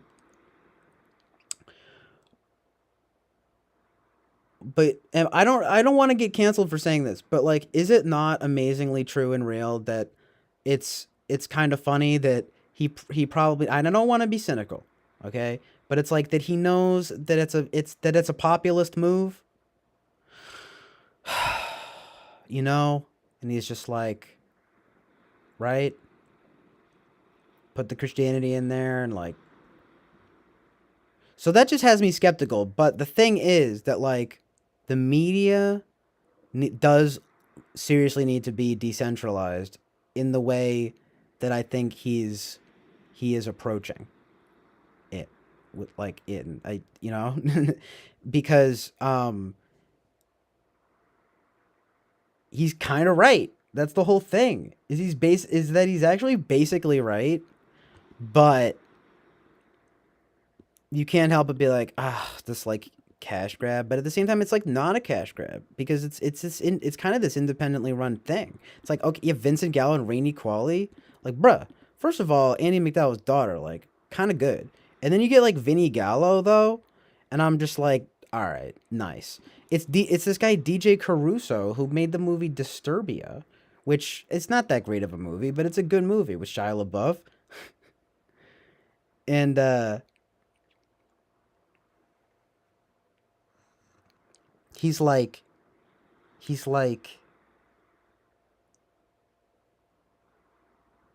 it's pretty good. It's just I don't know. It's kind of good. So I don't know if it's just a cash grab.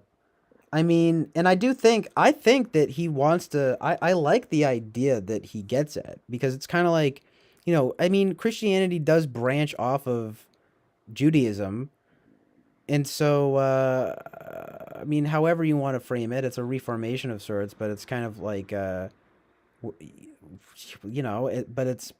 branches off of it. And so when he says Judeo-Christian values, I mean, people like to make fun of it. It's kind of funny, like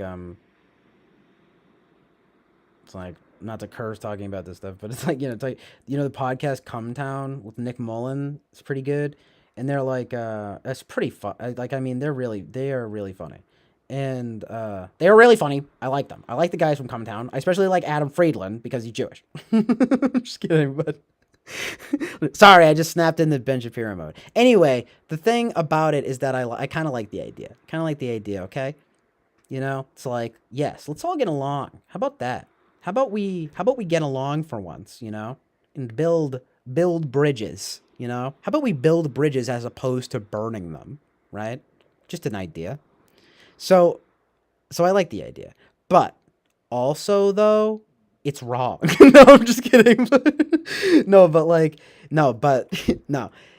No. I am still learning about this stuff. I am Christian, but it's like whatever. But still, it's like I like the idea and I like what he's doing with media. And I think the future honestly kind of lies in what he's doing a little bit. I think it does. I really think it does, you guys. I'm not joking. Not joking. Not smoking. Didn't not definitely not smoking weed. No, I'm just kidding, but you know, it's like, yeah, whatever. Take my fucking opinion for what it is. I mean, people want to laugh. Oh, Ben Shapiro, he's so corny and like blah blah blah blah blah blah blah. It's like, well, okay, I don't love Ben Shapiro, but I mean, it's like, and he's really funny. Actually, kind of like just without trying. Kind of no offense to him, but at his expense a little bit. But the dude makes some good points. I love him. No, I'm just kidding, but he's fine. He's good. And the Daily Wire, like the movie thing, kind of has me interested. Kind of has me. It's like I said, there's a skepticism, but there's also an optimism regarding the just the what it represents as a sort of decentralization of media and perhaps indeed a sort of yes, a a more appealing moral and ethical framework.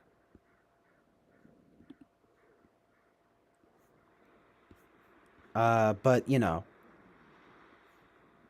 it's it's just it seems to be a promising idea.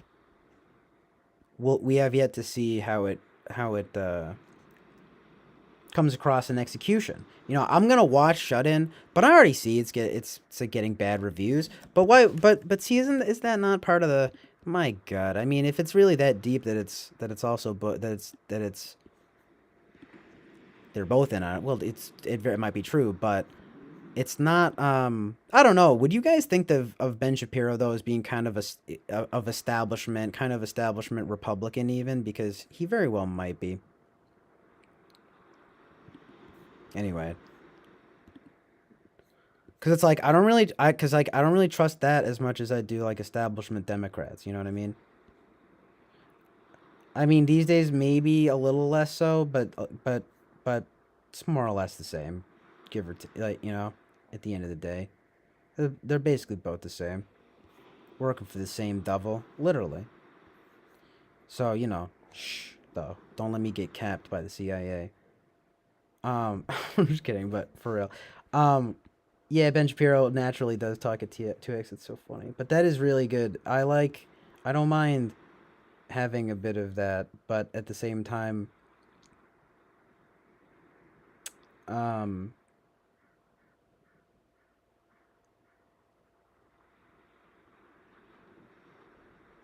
I what?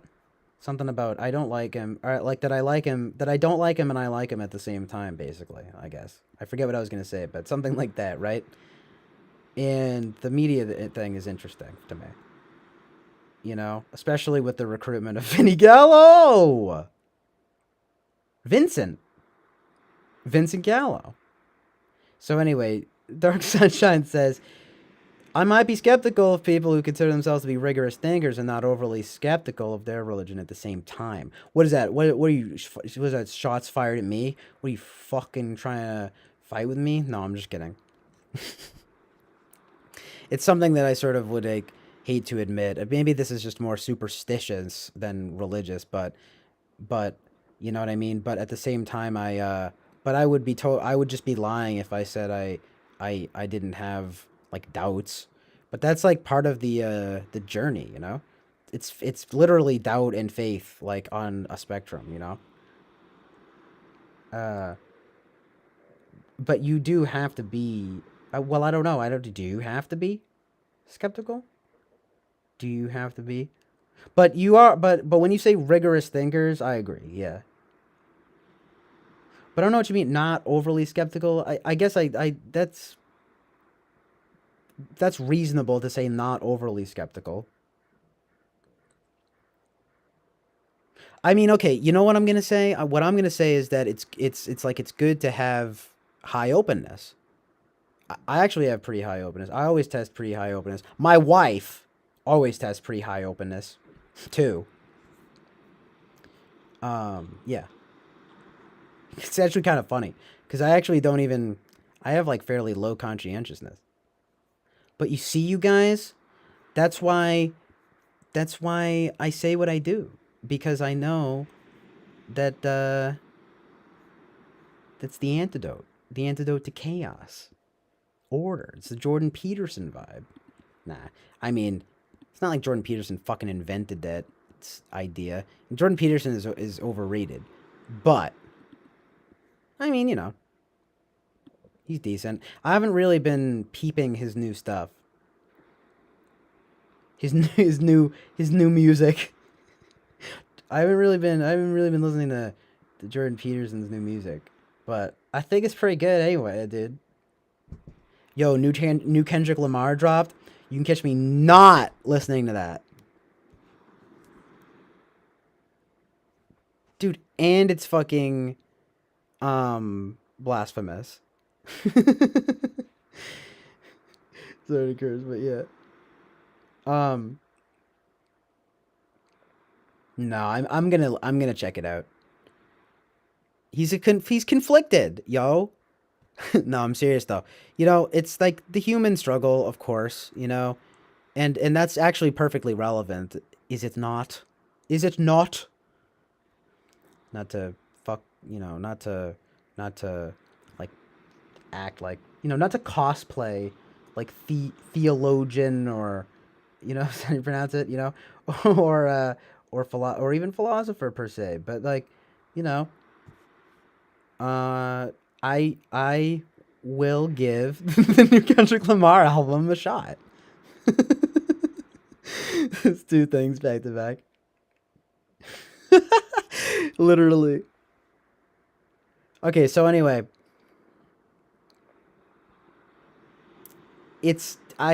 I'm not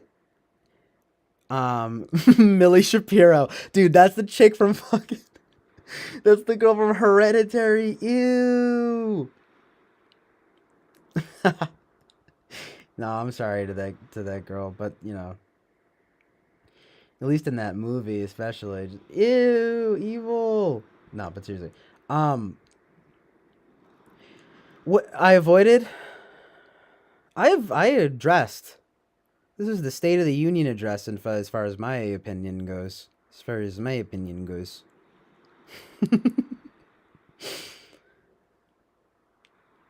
Nah, whatever, right? I address yeah yeah. As far as I'm concerned, as far as I'm concerned. Okay. Anyway, that's fun. I like that though. But I'm not.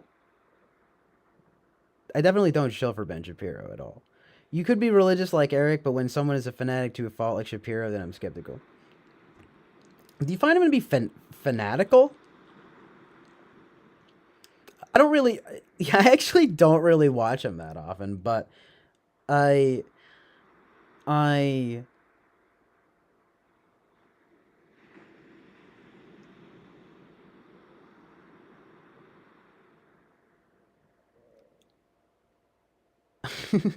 fall asleep. He's good. The Jen Daniel says, "Lol, poor CJ's and his dry veg." Me, dude, my veg is wet. No, I'm just kidding, but that's crude and vulgar. But you know, the WAP rant, it's funny. Yeah, it's funny. Yeah, dude. Dude, I laughed. I'm laughing right now. But at the same time, it's like, yeah, it is insane. Like to imagine why is a song called WAP Wet Ass Pussy like a number one hit? Like, isn't that a little bit disturbing?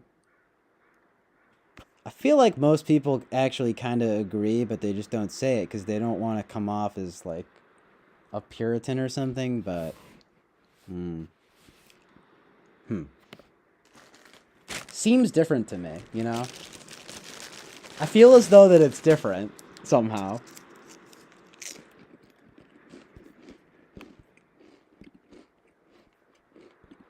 One sec.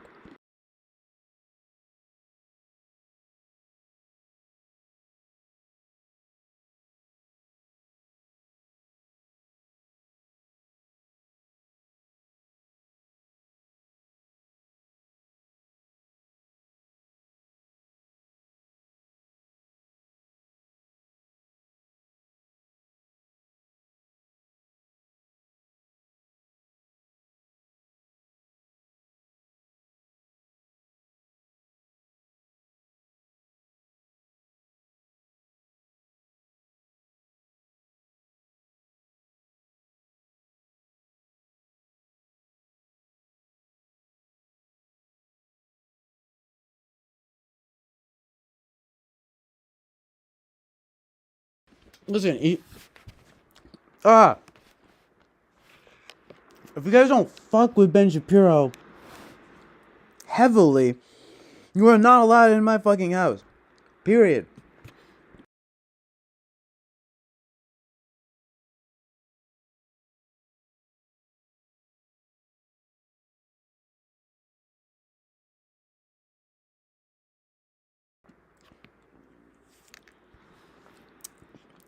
I think he's one of the quote unquote this book is the truth guys. I mean, he doesn't enjoy wearing his hat. He does enjoy wearing his hat. What's wrong with that? You got a problem with that? What are you anti-Semitic? What are you anti-Semitic? You want a problem with it? You want a problem with me? I'm just kidding. No, but yes, yes, he enjoys his small hat. I like people that are more opportunistic than their irrational beliefs. The Centennial says, no, not if you're Shapiro's wife. No, right from the horse's mouth.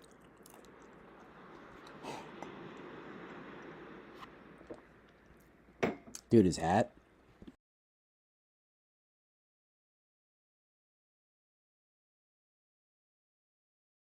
What do you hate Italians?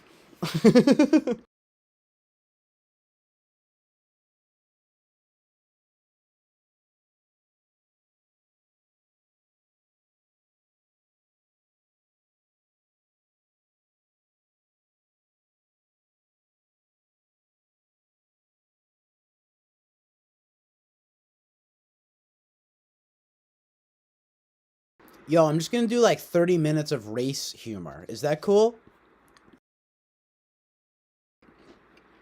You guys like that stuff?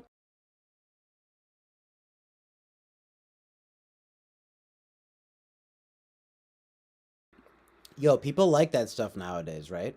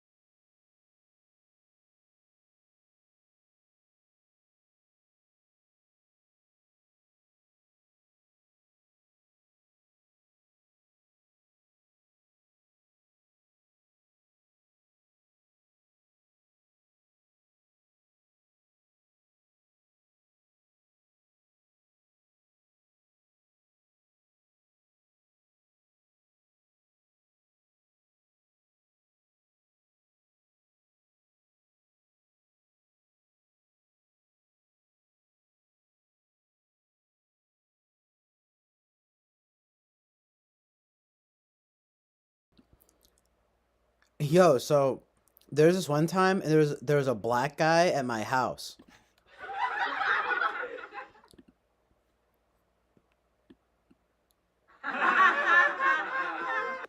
It took them a second to get the added layer of humor in that. You know, the layers. All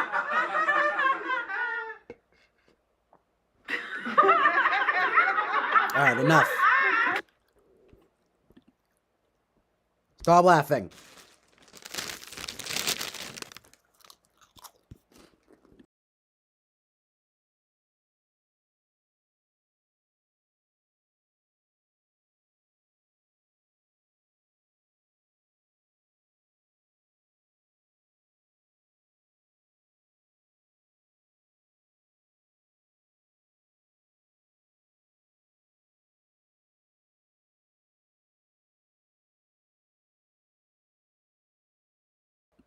Yo.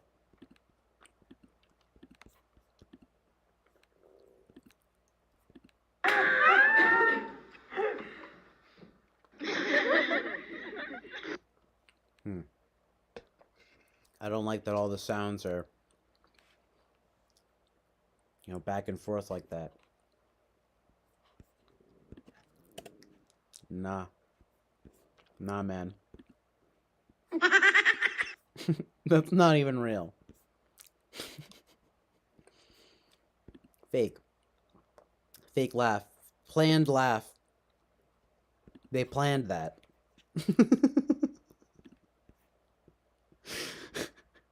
Just comment. They planned that. Capital T and a period. Someone responds, "You good?" with the letter U. Good question mark.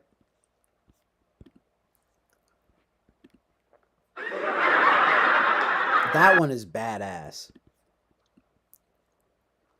Okay, so yeah, the other day I was talking to this Asian. Right? Such an abrupt stop, though. What's up with that? Are you guys mad at me or something?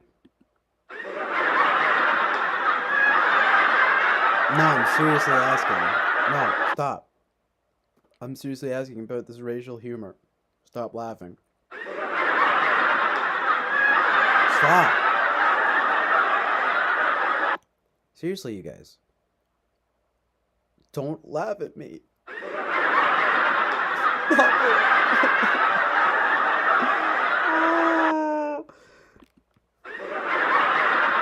Stop. Listen. Stop. I'm doing stuff I didn't do. I'm so bad. Alright, seriously, you guys gonna fucking stop laughing. Blah, blah, blah, blah, blah.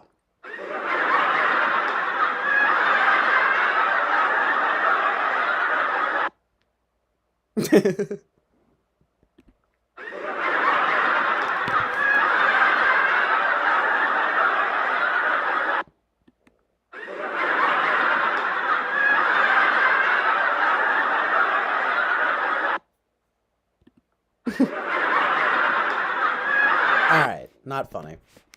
Stop being funny 20 minutes ago. It's over. It's done. But I do always have fun with the sound effects. Boy howdy, you know, just a kid in a candy store with the eating raw meat sound effect, royalty free, 1 day ago. New. That's awful. That's terrible. I don't want that. Sitcom laughter. The MSN degree at WGU has already opened doors for me. I've been able to apply for my dream job of being an I don't need to go to educator. college. That wasn't a joke. That's the same one. That's...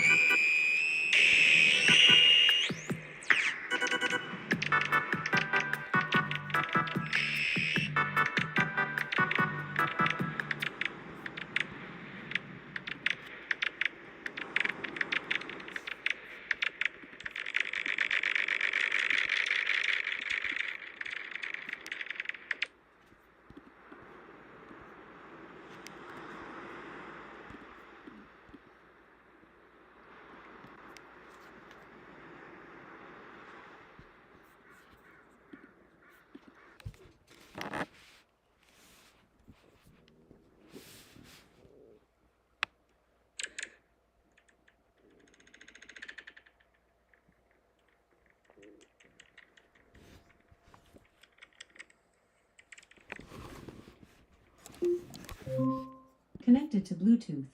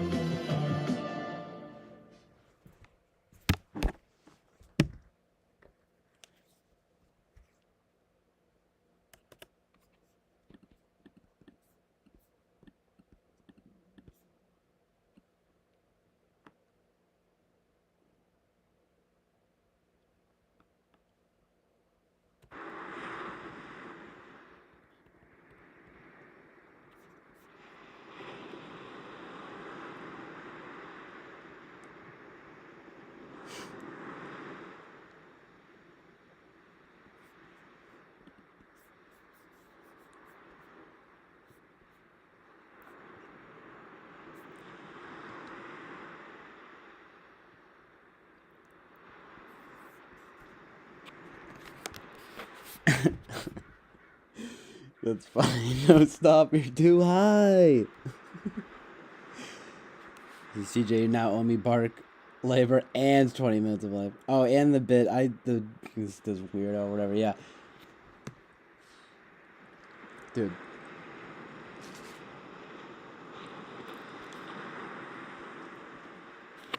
It's like not.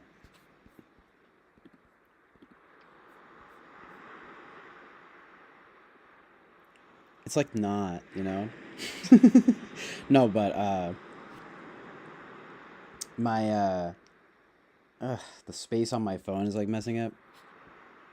So it wasn't like starting the songs. It was all supposed to be a lot smoother than that, but then I was just messing around. Hold on. Also, I didn't realize that it was only you here, so I'm sorry about that. I'm sorry about that. But yeah, we've now entered the messing around in OBS phase of the night. Hold on.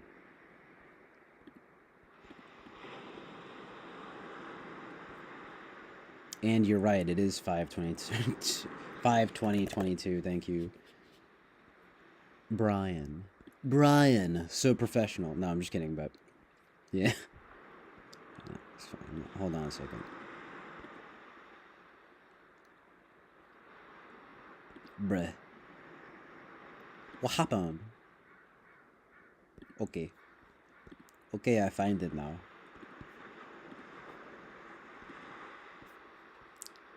It's me, giant. Huge on the screen. Amazing. Yeah, I'm just like, I'm changing up the vibes too. You know? Like like the background and just everything. Hold on one second. It's been a while. I haven't really streamed in a while, so I'm like kind of messing. I'm just kind of messing around now.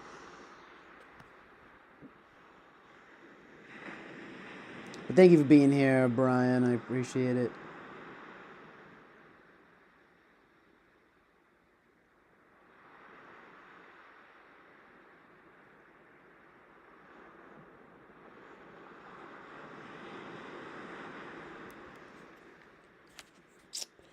Oh, we might be the last person here. Hold on one second.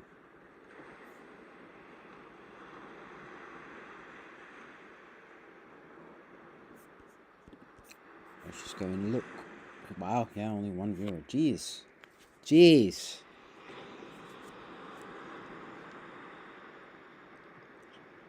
Okay, I have 5 minutes left before a 1 a.m. hard stop.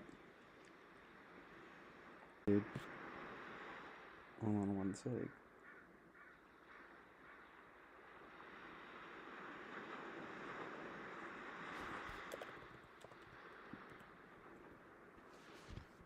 My goodness. Just trying to get the music going here. And I gotta clear up space and stuff.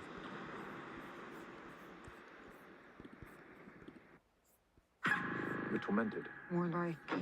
Oh no, this movie, men. Fuck you. Fuck you.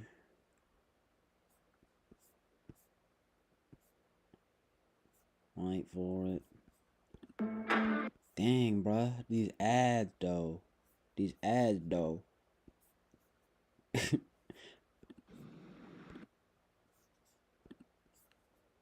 Swag. Swaggy.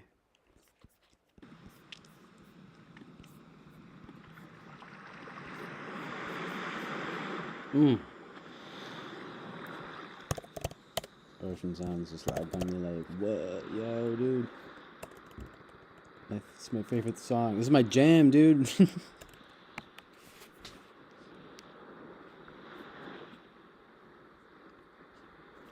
Yeah. So hardcore, that beat.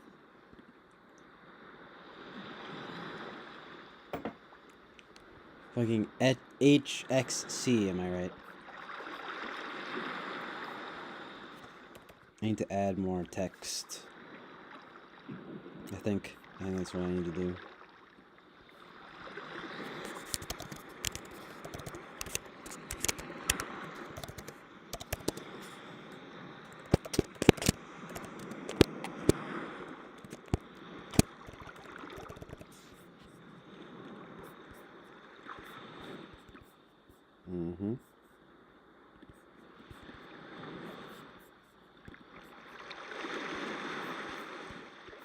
I'm gonna do a little bit of this.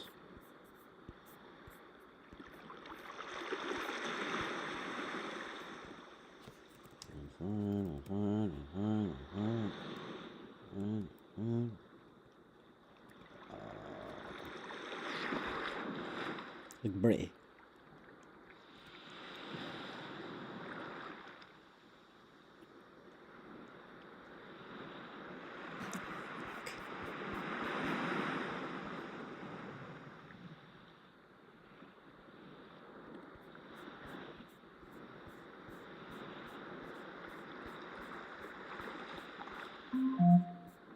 Ugh, fuck you. So loud. That's not too.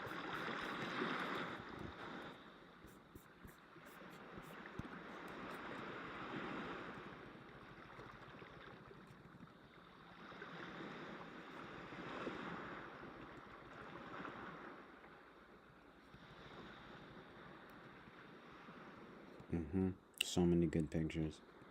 Just so many good pictures that I have right now. So good. So good.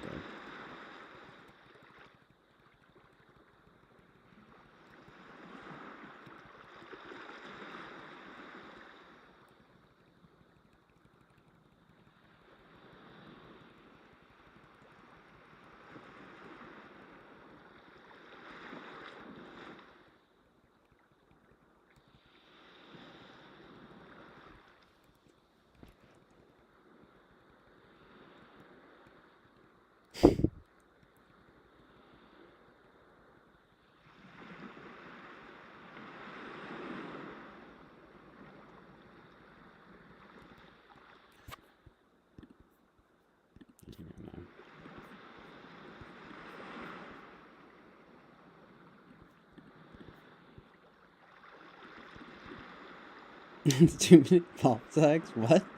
It's something to do with the noises. Yeah. Probably, yeah. Oh, at the on this thing, yeah. Ajax. Yeah.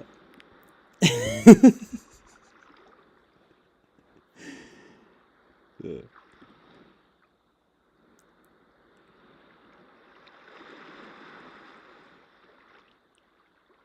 When did I search just YUT Yut? Turns out it's a game from Korea. Amazing Truth and Reality. It actually combines to mean the form of nori means game. The combining form of nori means game. Yanori? What? I'm confused by that. By foreign language. No, I'm just kidding. Nah, but what does yut mean then, you know? Yanori? Now I need to know. It just doesn't specify. Oh, damn. Hold up.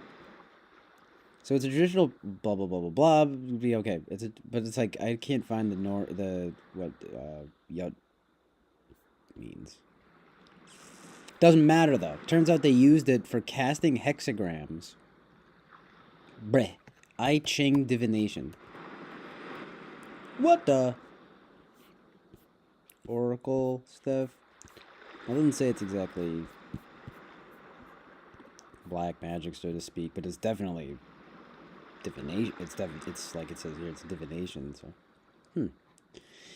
interesting. Gastromancy. What is that? Do I want to know?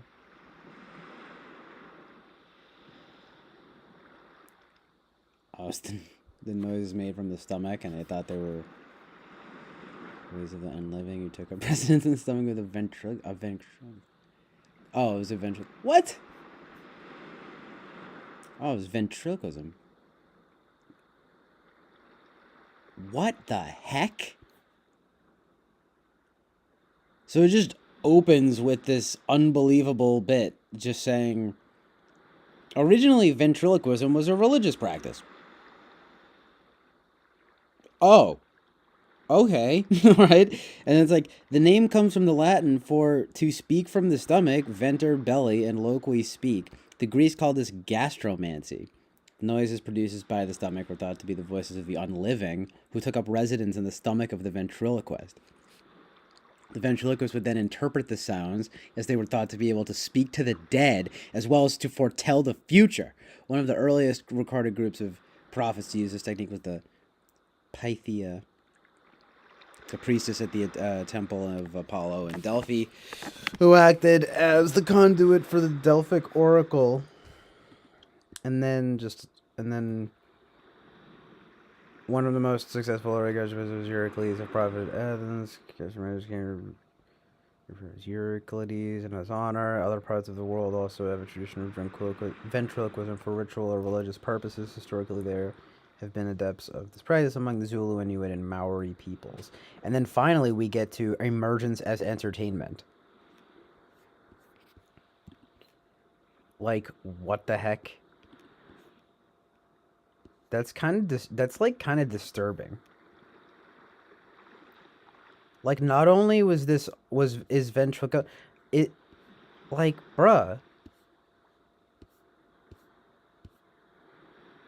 I feel like everyone thinks ventriloquism is scary.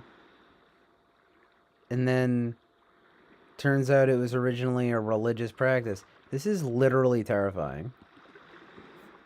This picture right here of I'm not even going to put it on the stream because it's an antique male. It's an antique American ventriloquial figure in the shape of a young boy. Oh, I'm so scared. Oh my god. Oh, okay, so you haven't even been here for this. I'm glad, Brian, because I just, this is just too scary for everyone. That's all for everyone. That's all for me. That's all for everyone. That's all. Anyway, Brian says, "Good luck tonight. See you around 7 a.m." Peace sign. Thank you for being here, Brian. Peace out, fam. Yeah, it's crazy. It is crazy. I mean, I would think that it would be a little more popping right now, but it's tragically not. It's decidedly not popping.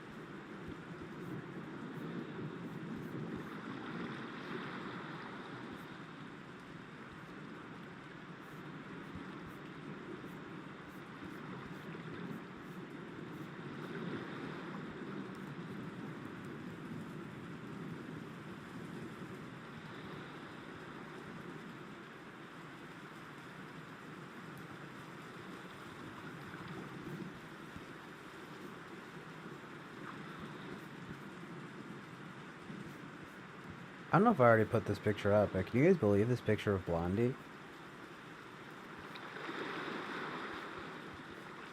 So good.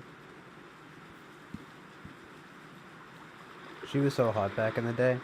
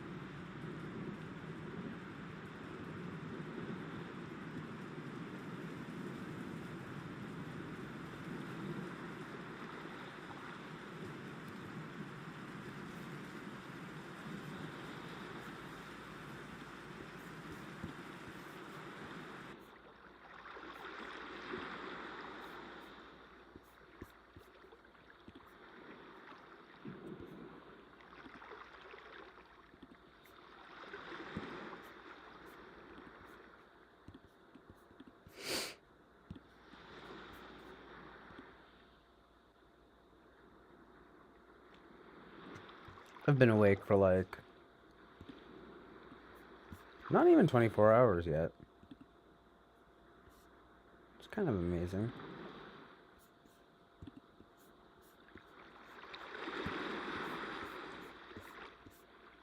Like 20 hours or something like that. Well, actually, more like 18, something like, I don't know. Let's just say I've been up for like almost 24 hours.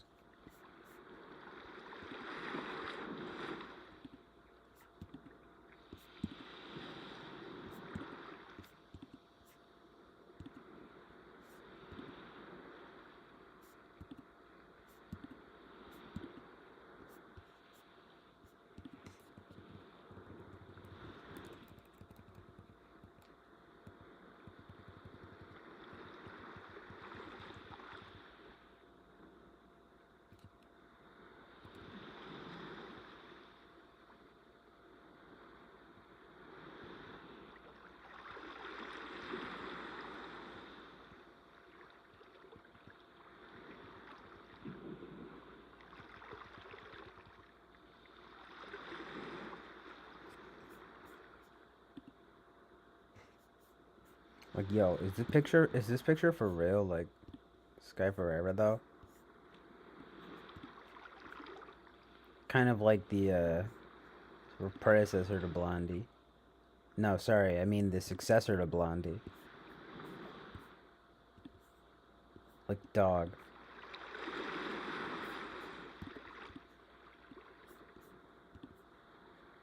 Boba Fett just says, you food? What? Why? Because I've just been, like, up for so long?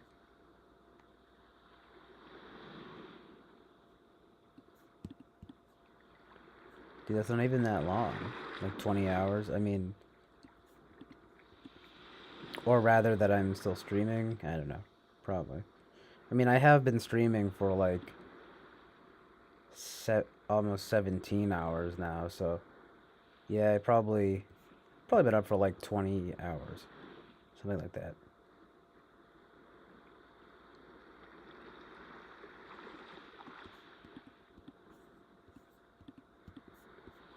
Dude, time means nothing to me. No, I'm just kidding, but I am gonna head out very soon. It's about that time. In fact, makes sense now, right, Boba Fett? You're like on the in India there, where it's like it's the morning now. Good morning, dude. What's up, me dude?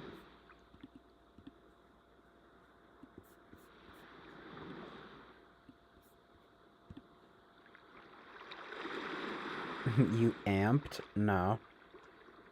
If you mean like on amphetamines, no. Just coffee and weed.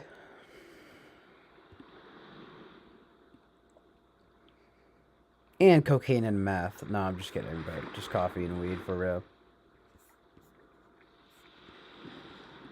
but I've literally just like I'm in that moment though. I'm in that I'm in that mode now though where it's just like I'm just like barely even talking.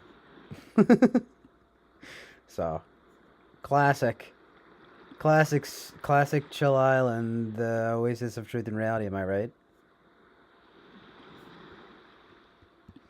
But also, I'm just kind of like messing around on OBS right now, which is fun, but I'm genuinely getting tired.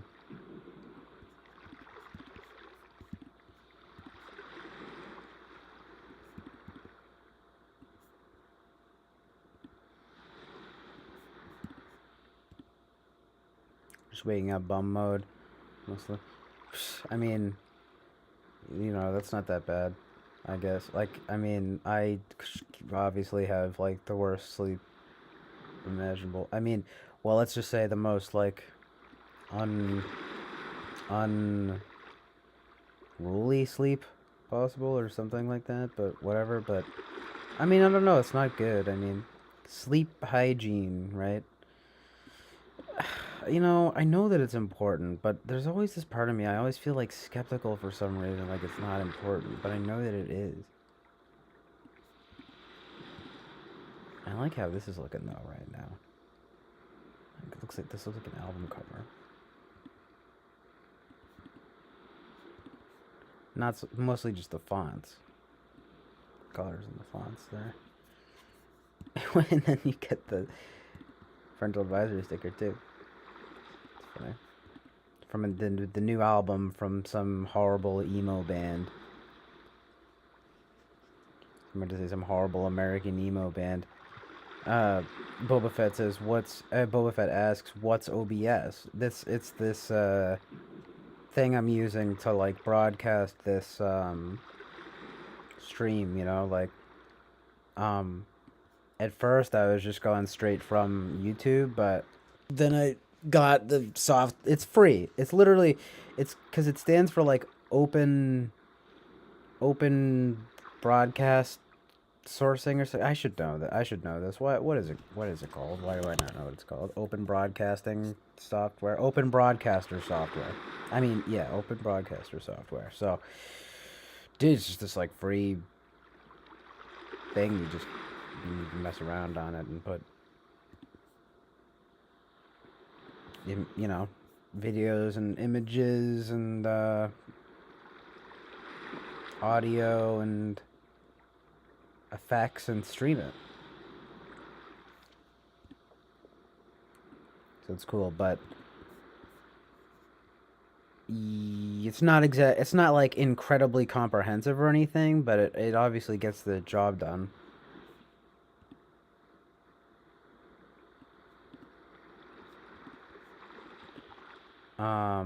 In fact, next time I stream, I really need to start using my new webcam. And maybe this tripod too. But I've just been so lazy because I just am like used to using this. Streamlab? I think I've actually heard of it.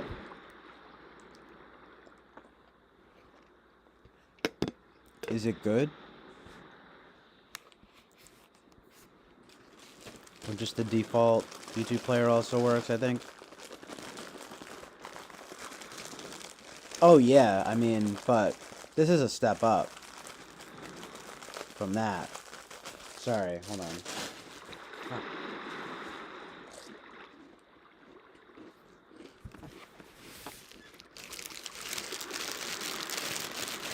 I don't think YouTube offers like anything.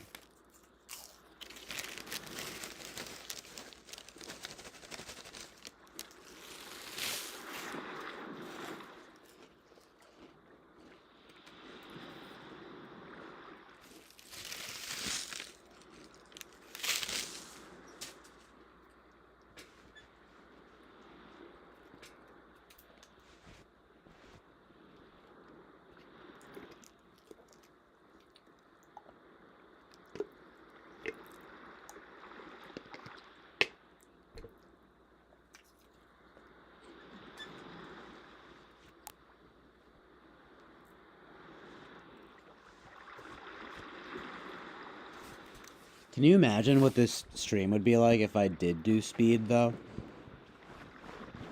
It would be ridiculous.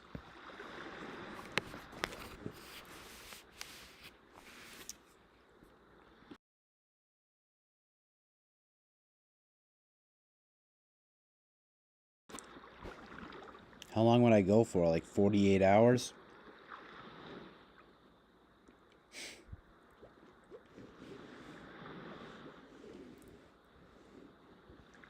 Oh my god. I would be so tired. I'm definitely tired right now.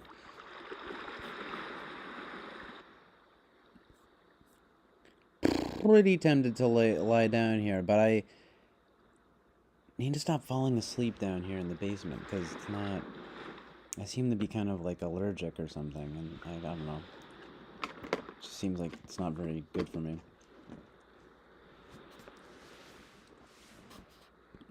Also, I need to eat like a real meal. My god.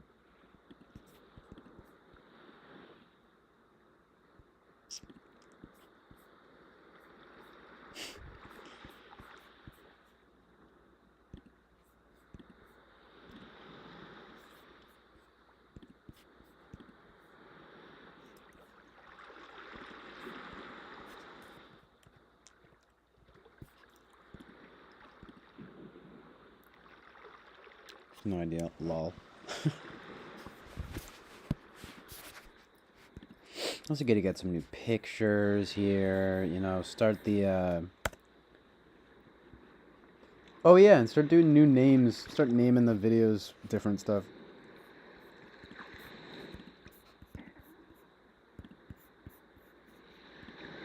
But, you know, for right now, obviously I took a little break, so it's just good to be back streaming.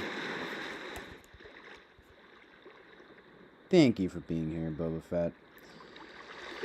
Actually, while I'm at it, do you prefer to be called Boba Fett on here? Because I like asked Brian that earlier, but he's cool with like the Genzennial, Brian, either or. And you don't have to worry about it. If it's a thing of like, if you just like prefer me to say Boba Fett in the stream or whatever, like that's totally cool, dude. Or from Chinese, take it.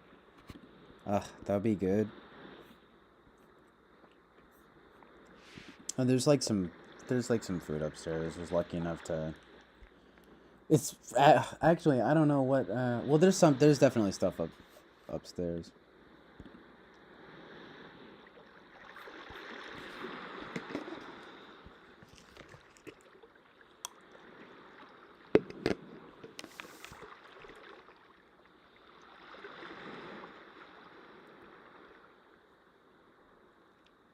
It's like I feel like did I ask you this already? I don't know. I don't think I did. I mean, we talked about it, but then you were like, but then we didn't. I didn't ask you that directly. So okay, yeah. He's like, whatever works for you, Boba is fine. Yeah, I have gotten so used to it.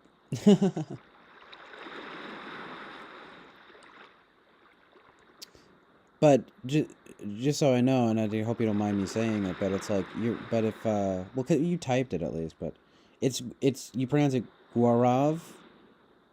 Just want to make sure I'm getting it right. Or Gaurav, you know. I like Chinese. Yeah, I love Chinese food. If it's, I mean, like certain kinds, I guess, but like I mean to say certain stuff, I guess, but not so much like.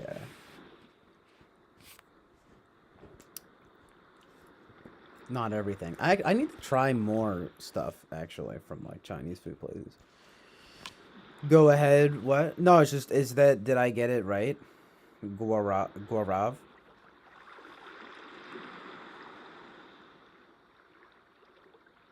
Oh, okay.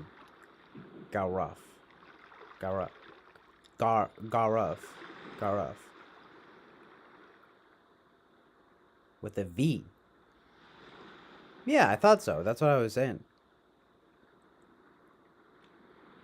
Well, okay, but like Gaurav. Gaurav. Yeah. Like that. Nice. Hopefully that's it. Trying not to just. I'm not trying to like grill you about it. No, but yeah. Yeah, man. Chinese food is the best.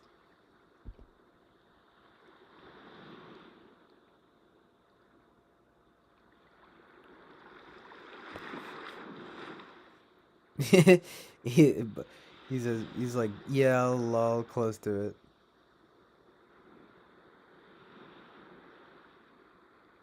Garov. Garov, right?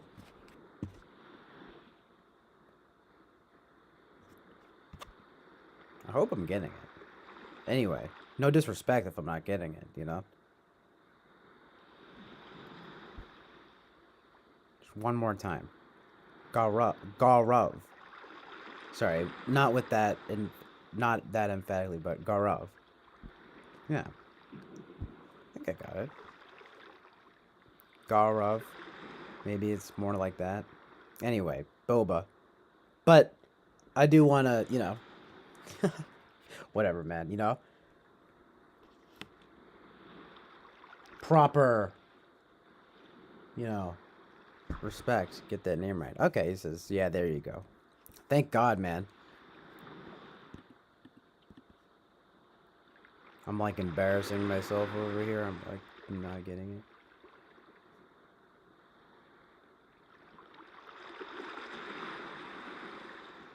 Here we go. That's cool. Lol. Yeah, no.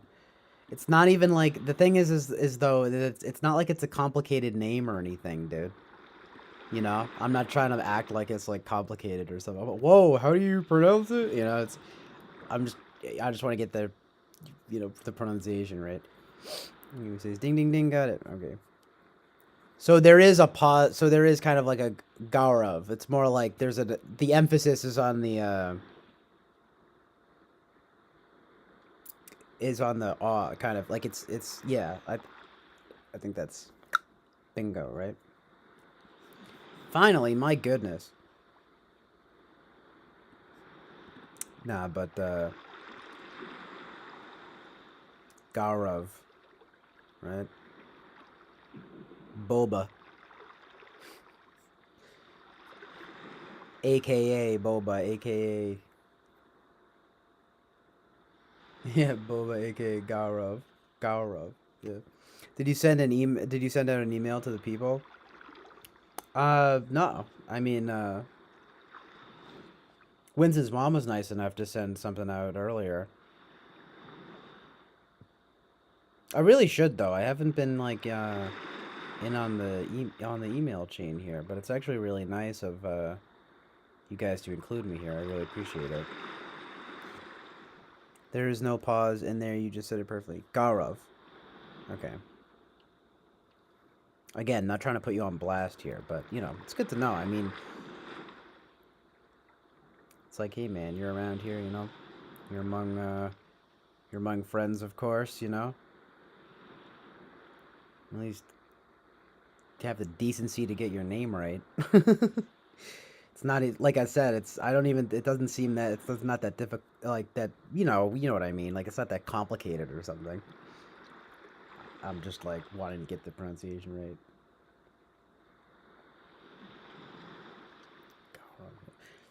I got a new subscriber. This guy's hold on, Shuffler. Interesting, huh? Very cool. Winston's Boba Fett says Winston's mom is super cool. There's all these heads ups she sends out. Yeah, totally. She's like on the ball with that, dude.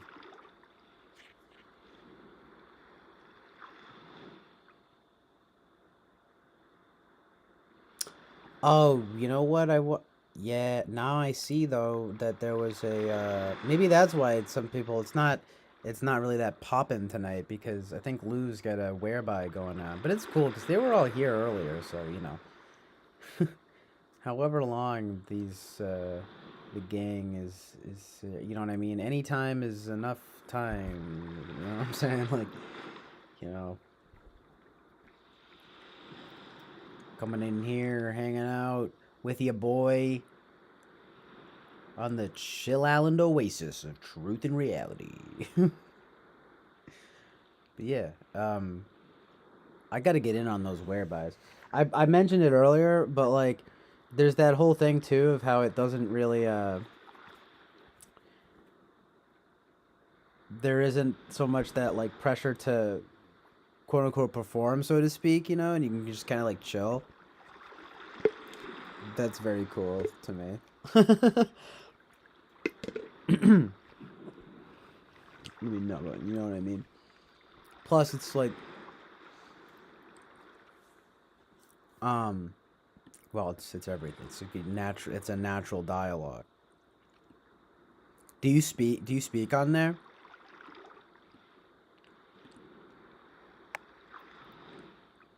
Our Lady of Logistics. I like that. I just saw it. Yeah, I just saw this too, dude. Oh yeah, lose the best too.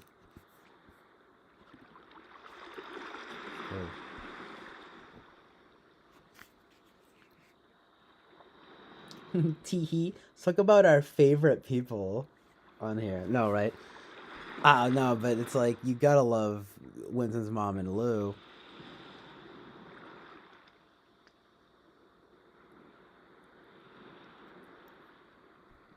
Yeah, they're very nice and intelligent. Um, that's what I like too. Everyone that comes around here really is pretty nice and intelligent. So it's a great crowd. I mean, I'm not just saying that really, because it's like, you know, it could be. You never know who you're gonna get in here, and it's like, yeah, it's a pretty great group of people here. Seems so nice for real. Yeah, nope. I've never been on cam. I type. Yeah, well, but okay. So you don't but you don't just talk on mic either.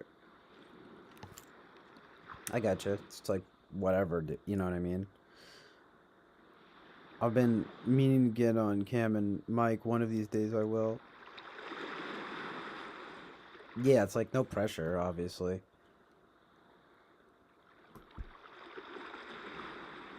It's like, it's overrated. No, I'm just kidding, but it's not even.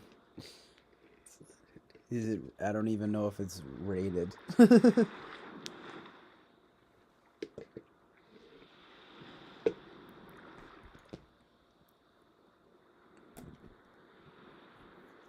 But I do guess once you get going with it, you get used to it. You know, I do notice though, actually, in a funny way. I mean, I guess it makes sense, but like doing the stream, for example, where it's just one way. I mean, we're talking over text and stuff. It's totally different from like if it was even in the. I mean, in the whereby, I guess you would still be chatting with me, but you know, like it's if people are talking, it just like, I mean, it completely changes the vibe.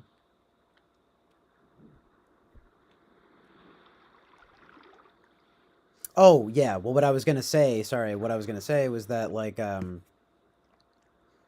there isn't like that need to. I mean, you know me, I don't really. I'll go lots of times here not talking and stuff like that, but it's like just you know, yeah, but there isn't that like pressure, so to speak, to fill space. You know what I mean? Uh, you know, and I mean, as you can tell, you know, it's easy for me to just kind of keep talking, but it's so much like honestly better in ways when you actually have people going back and forth in the whereby and stuff.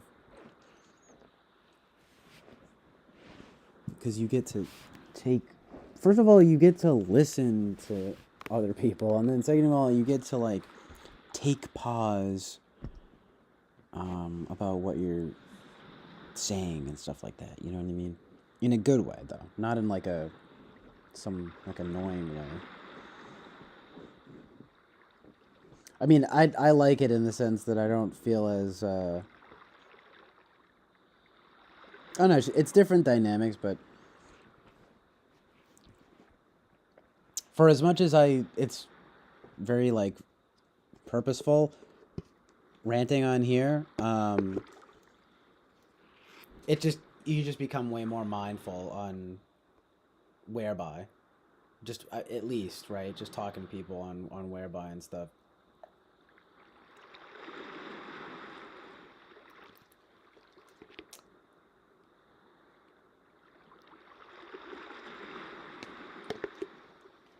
Yeah, you're just more mindful and you're more like,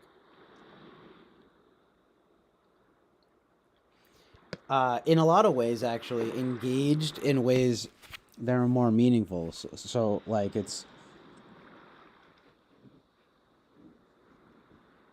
feels more real, you know? I mean, this is real and too, but it's like, I have the benefit of this just kind of one-way video, audio experience, and then there's the chat. But yeah, even if it's just for, like, being easier in that regard, like, just doing the video audio thing is so helpful.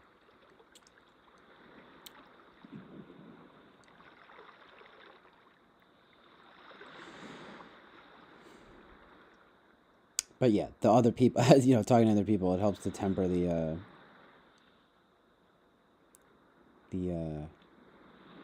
ranting and rambling, so to speak.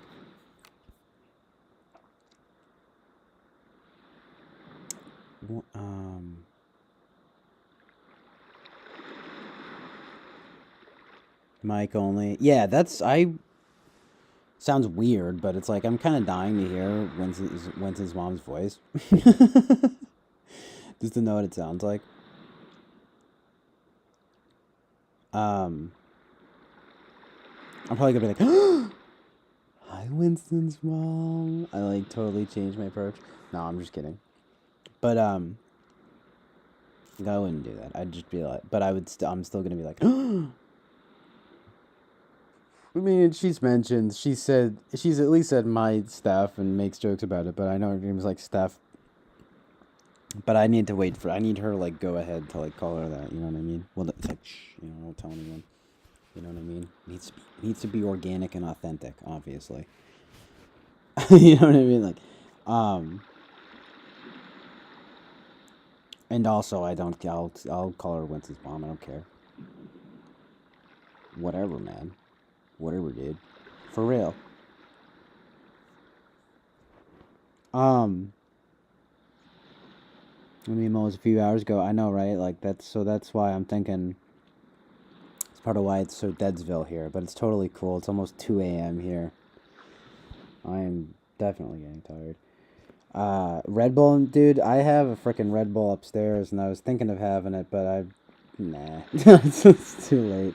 It's just pointless at this point, because, I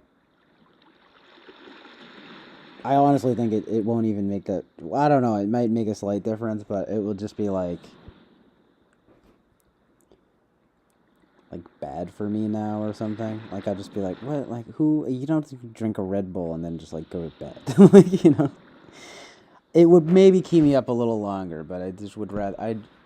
I'll just have some of this coffee. You know what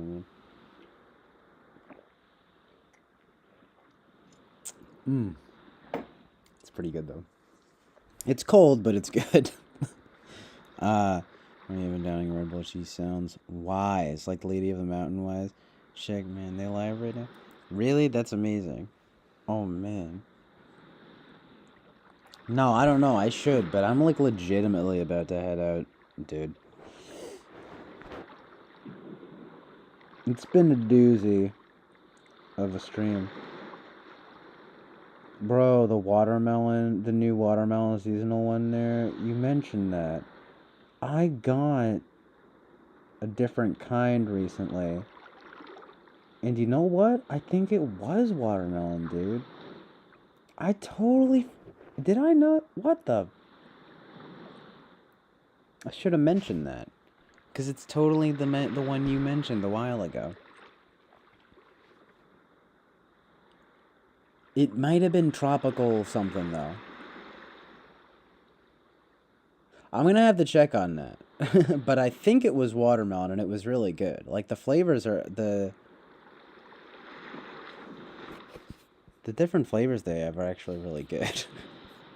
Like, I actually like the taste of it. Even though it's kind of like... You just know it's probably, like, not that good for you, I guess. But it's just kind of like... But it's so good. Oh, it's the red one, though. I might have gotten a... Oh, I got a yellow one. It was tropical, I think. Yeah, it was...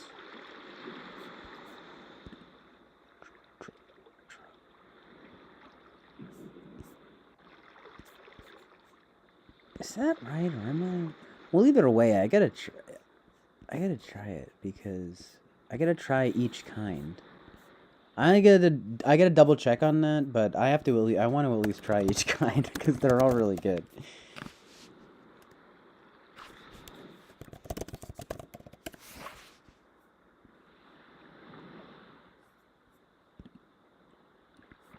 See, now I'm looking at, like, what each different kind is.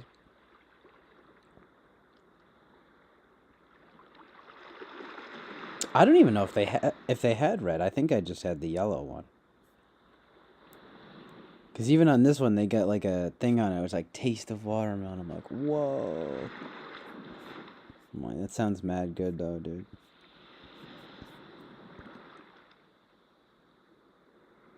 Yeah, nice, dude. You do need to fix the regular one, the squeeze and lay much crushed ice. It's, yeah, it's like... Maybe these flavored ones are better. Yeah, he goes, yeah, the yellow one was amazing, lol, too. Yeah, nice.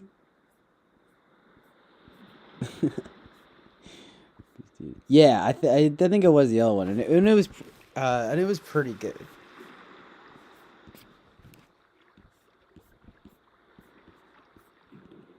Wow, they actually have, there's like a bunch of kinds. What the fuck? Maybe I had the orange kind. Shouldn't be this hard for me to remember, but it was just one time recently. I'm about to get back into energy drinks like when I was younger.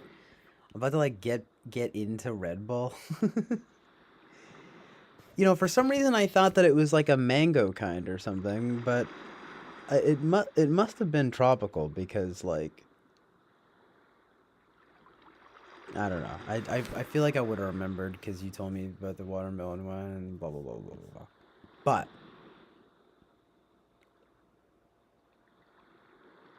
that's why I thought it was mango, but it's tropical.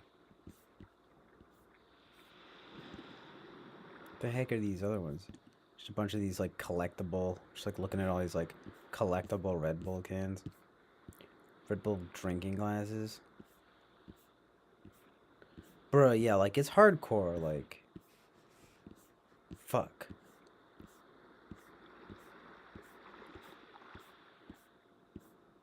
It's like, now I almost kind of want that Red Bull I have, even just for the taste, because it's kind of good, but, like, nah.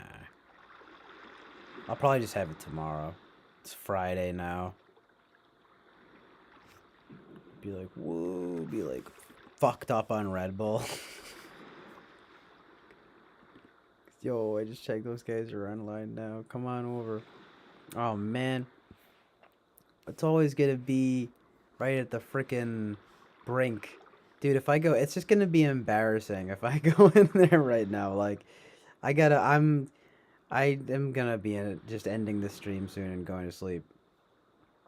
But I think this weekend I'll do more, like, switching between the stream and that in the whereby. That sounds good to me.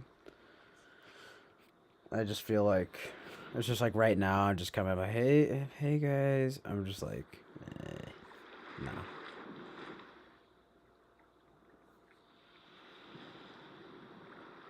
White can only good with rum, Malibu rum. Interesting. Rum and Red Bull. I've only ever had vodka and Red Bull, but it's kind of good. I don't really drink much, but like vodka and Red Bull is pretty good. I like that you can't. It's kind of a good mix. You know what are really good actually are like Moscow mules. Those are really good. Just in terms of taste, like. Although I suppose it's only just it's like that ginger drink, really. But it's that in the mug they give you and like the shaved ice and everything. I'm like, whoa, dude. Whoa, dude. I'm fucked up. No, I'm just kidding, but yeah, it's really good. Kind of makes me think of that.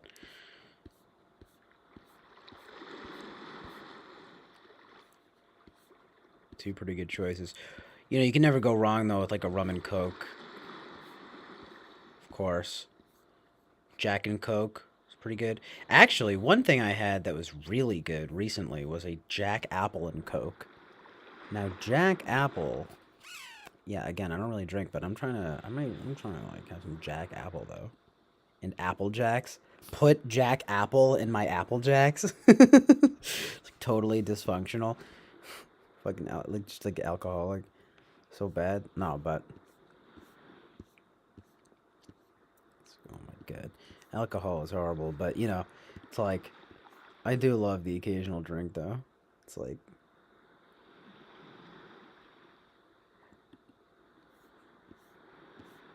but I'm not gonna lie, even just like flavors and stuff. People want to act like, oh, like who cares? But it's like, bruh, like the flavors though, right? Totally true. I mean, everyone knows that about like beer and stuff. I love a nice like summer ale. You know what I'm saying, dude? I love a nice like a pale ale. I don't know. No, it's there's specific kinds. I can't think of the names right now, but you know, I love shandies. You know, stuff like that.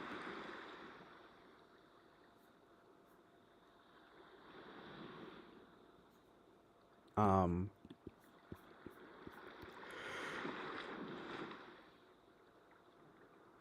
Oh yeah, Malibu, Caribbean rum and coconut flavor. Yeah, I mean, I don't know if I've ever actually tried it, but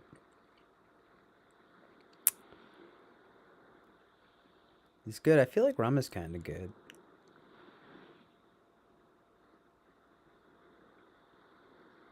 I mean, because at least it's sweet. It has like a flavor to it.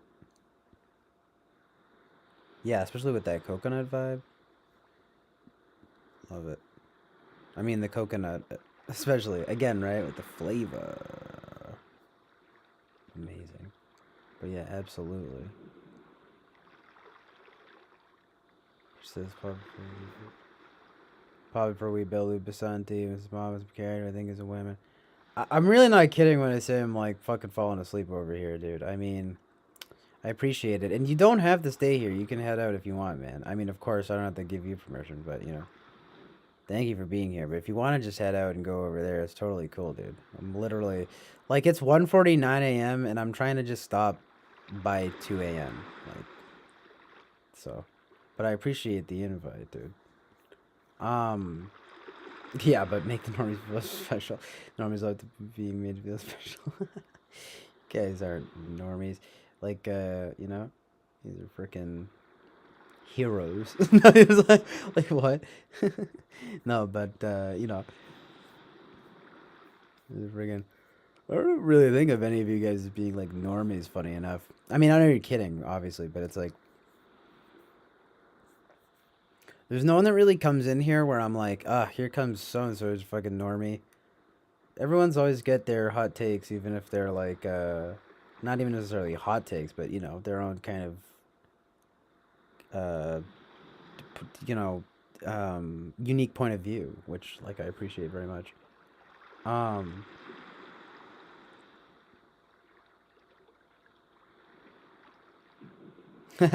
like basically no one comes in and I'm like, oh, like so and so is you're super boring and like just like annoying or whatever. It's literally no one. Um, I mean that is pretty amazing. Anyway,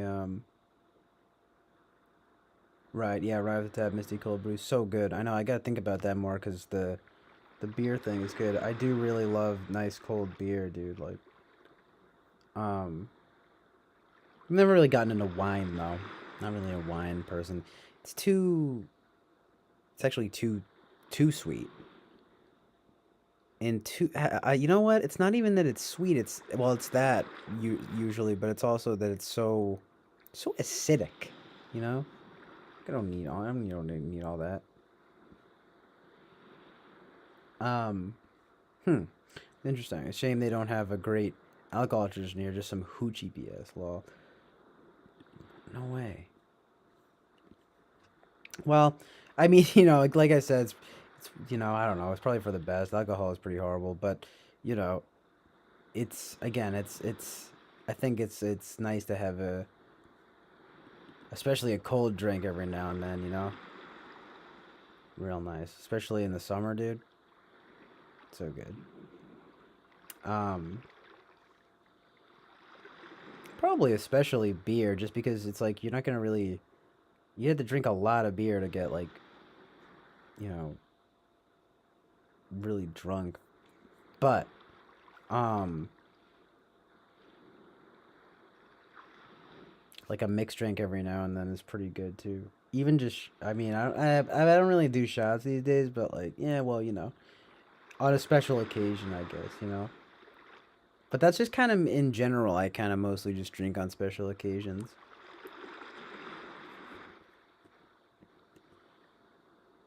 But I feel you, dude. Um, it's like whatever, man. Fuck, fuck booze. No, but yeah, kinda, honestly. Boba Fett says, no, it's cool. I fell asleep listening to your stream. Very comforting. Well, oh, thank you, dude. That's actually really nice to hear because, I don't know if you told me this before. Someone said something like that, and then you're saying that. I don't know if it was you twice or if it was two people, but someone said that, and I actually, like, really appreciate that because, um, like, I know I can be ranty and maybe get a little excited, but, uh, I mean, right now it's a little different. I mean, generally speaking, I know when I'm just like being chill, but maybe there are probably like some times where it's hard to fall asleep to if I'm not being chill. But I would like to think that it's kind of something good to have on in the background to fall asleep to too. It's like a multi-purpose stream. Like I should, I should call this the Swiss Army stream or something like that. That'd be pretty good. It's multi-central, man.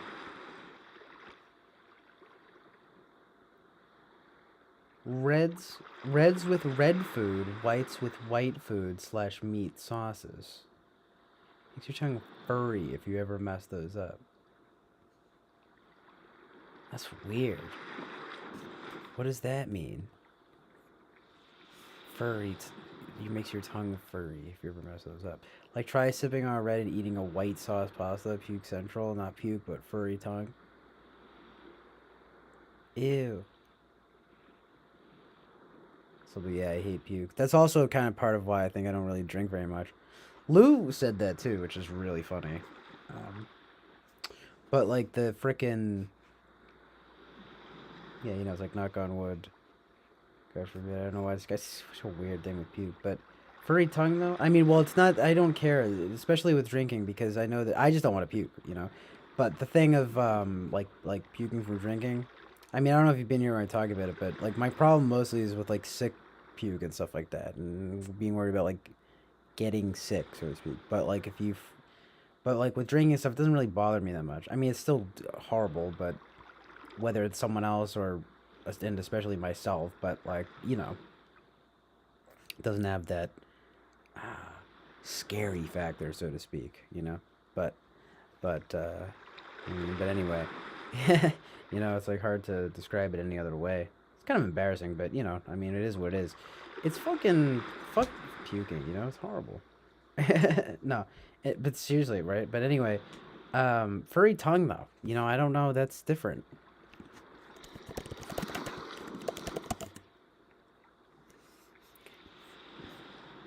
I just looked it up, or maybe just a coat, like a coated tongue, or like a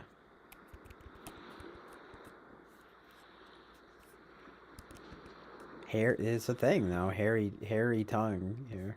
Of course, it's not literally. It's just stuff on your tongue. Ew, it's gross here. Yeah, it happens from all sorts of stuff.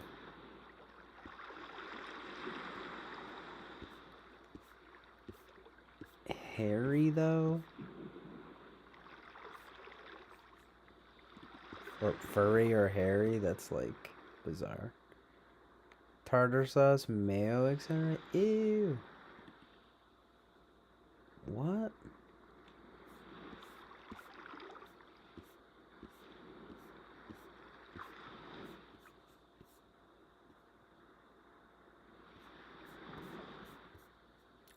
What? I need to see what it looks like. Unfortunately. If it's the white patches or whatever, that kind of like the white thing, then that makes sense. But ew, fuck. These, I knew I was gonna hate it. These fucking black, hairy tongues. God, that gives me like fucking, makes me itchy on the back of my neck for some reason. What the fuck? Okay, but if you're talking about like the other, I hate this. Why?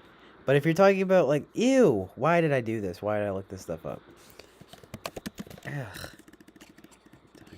Yeah, I'm just, but are you talking about just like a normal amount of like hairy, or are you talking about like fucking like fucked up hairy? You just mean like the coating thing? Because like that I get, but like this other stuff is insane. This is very horrifying. Doesn't make some rival. OMG, furry then just has a bad reaction like that candy and Coke. It explodes Mentos and Coke.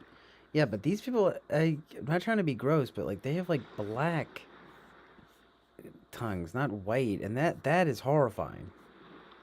I'm gonna say that is fucking horrifying. But like the other thing, like the white thing, I get, like, but the other shit, this black stuff is literally horrifying. This black stuff is literally horrifying. And I'm closing out of this tab right now. Okay, so just stick to red foods and meat with red wine. Well, anyway, thanks for the tip. But does it actually look that bad, like fucking black tongue and shit, or is it like the white tongue? Because like again, it's like the white tongue thing. I think is fairly normal, because you can get that when you're like dehydrated and stuff. But the black tongue is very abnormal and disgusting. I'm like, thanks a lot. I'm gonna have like seared images seared in my head of black tongues, nightmares of black tongues. No, I'm just kidding. But I that was my own fault looking up Google images of that stuff. I hate looking up Google images stuff of like medical stuff like that. I always regret it. So stupid, right?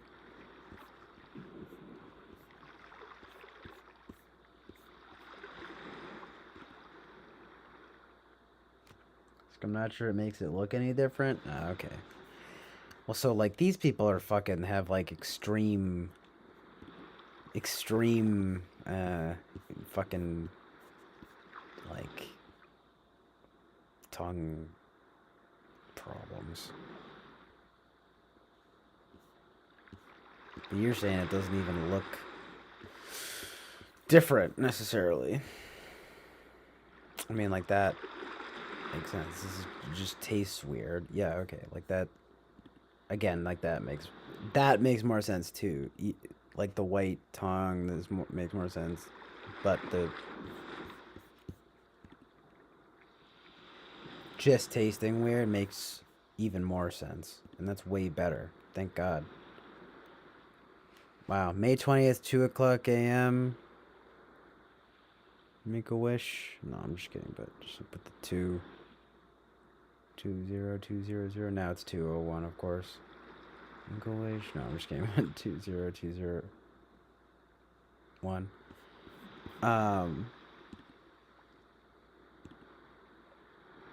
I did say I was gonna stop at like 2 o'clock, didn't I? What's this picture? Dare I open it? Ew, what the fuck is this? Just some crazy ass snake here. Why? I would say that's mild. That's definitely mildly alarming. That's definitely scary, but it's more mildly It's more mildly alarming. Is that real though? It does look real. Some kind of snake with like a black fucking mouth, basically. Is that why you said that too? Because it's got this like black mouth. I guess that's probably how snakes always, how their mouths always look, but it's ridiculous. Bombo will lose for we no. Ugh.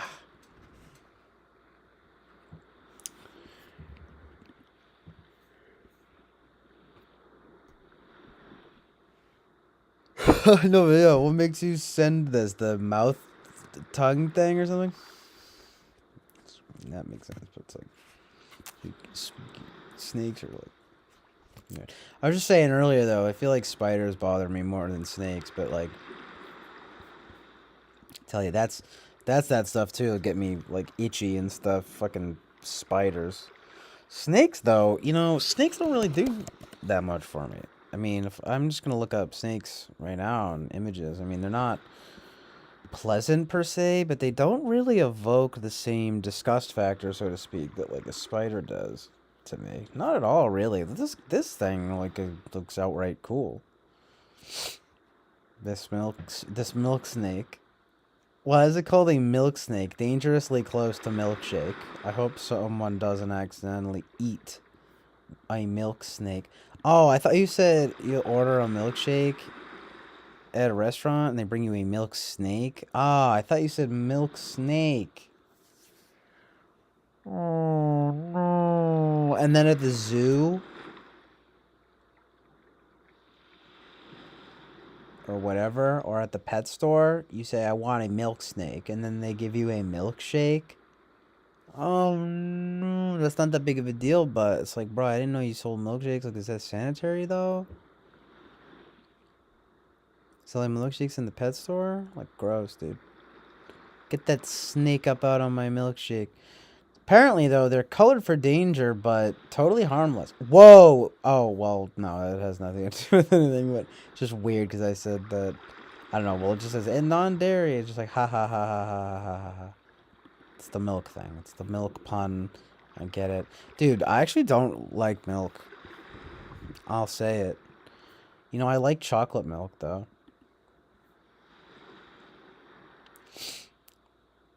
Black Mama, 15 minutes to goodbye. Why, are you gonna head out in 15 minutes? That's cool. I'm winding down now. What am I? Alright, let's see what this is here. I guess stop the perfect beach scene. Oh, it's Iron Man. Like, oh fuck. 2 minutes to midnight. Oh, I hear you. Like, yeah, that's probably that. Yo, nice though. Kind of good.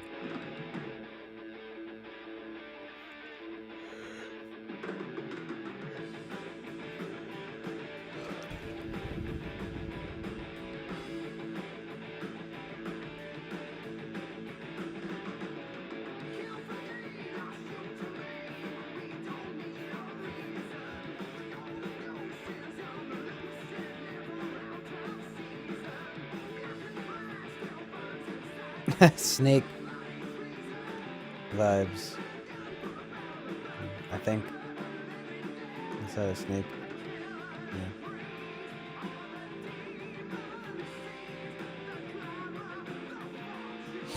Maybe not.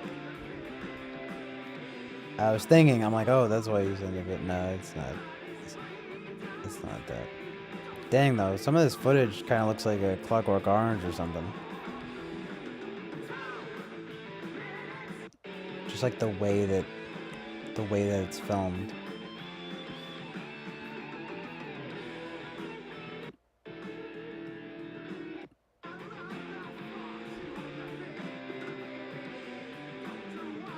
What the fuck, though? That.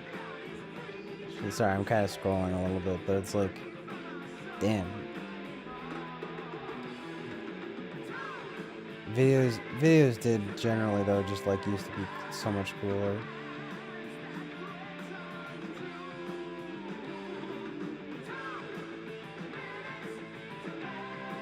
I was mostly scrolling because I wanted to see if I recognized the song, but no, I don't. Still though, this video has a cool look to it. I mean, obviously the song is cool, but the video has a cool look to it. Nice, dude. I mean, I'm not like super into that kind of metal, I guess, but I do feel like I should probably give Iron Maiden more of a chance because they are very classic.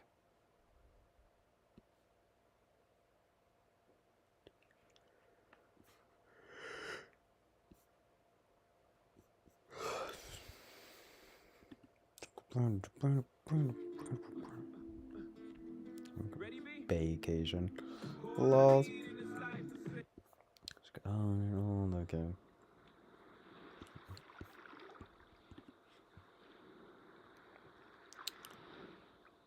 Camel spiders are scary, like Ridley Scott's monsters. Yeah.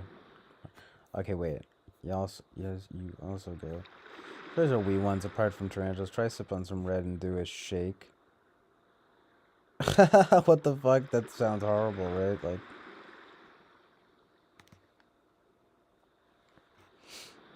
I mean, have some red wine and then have a milkshake? That sounds very horrible. Camel spiders are scary, like Ridley Scott's monsters, probably inspired from. I think music is peaked. We can try and recycle / hate people from the past, rock / metal at least. Oh my god, I know, it's like, I hope not. I mean, I do think that there should be more of a return to like analog recording. It's kind of the same with like film, you know, and returning to actual film, analog film, and like sort of just a, I don't know, like a prioritization of quality, you know, in both music and film.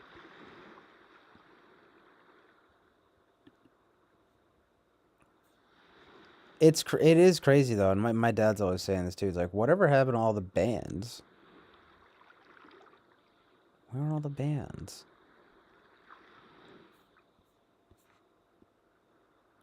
There are bands out there. I mean, there are plenty of bands out there, but just the no real popular bands though, or at least even in the indie scene, it's mostly just singular.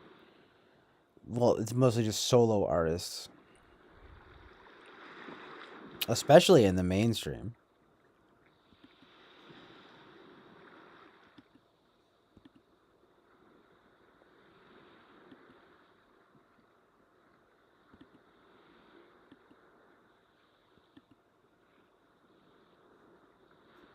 It's pretty unfortunate, really. But, you know, it's like I try not to, you know, try to be optimistic about stuff. I mean, I guess, you know, see, it's funny because my dad always says this too, but, you know, there's bound to be a pendulum swing, so to speak, you know? I mean, one can only hope, I guess. To just a more rock-oriented sound in the mainstream. It doesn't have to be in the mainstream per se, but like even in the alternative scene, like I mean, But it might be like you said, because I'm thinking of like garage rock revival, like when like the White Stripes came around and stuff, and like, you know, it might be true that there's gonna have to just be recycling, but it's so unfortunate. Yeah, I was kind of talking about that stuff earlier about like trying to be original nowadays, let alone being any even one, especially all three of the transcendentals, the good, the true, and the beautiful. It's just like seems to be a very difficult task in in any piece of art.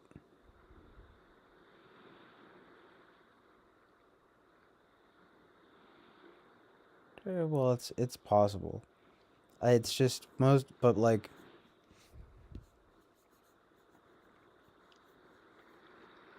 I don't know what to even say about it. I feel like there almost needs to be a resurgence in true creativity or something.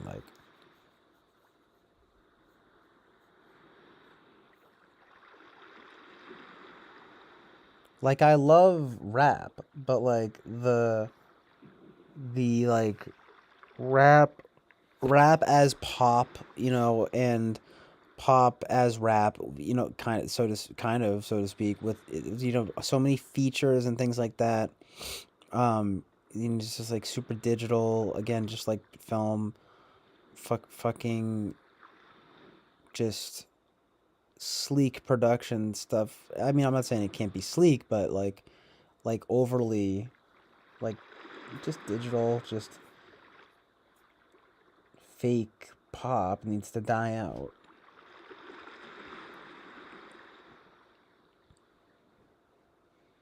Or at least make room for something more new and innovative, like.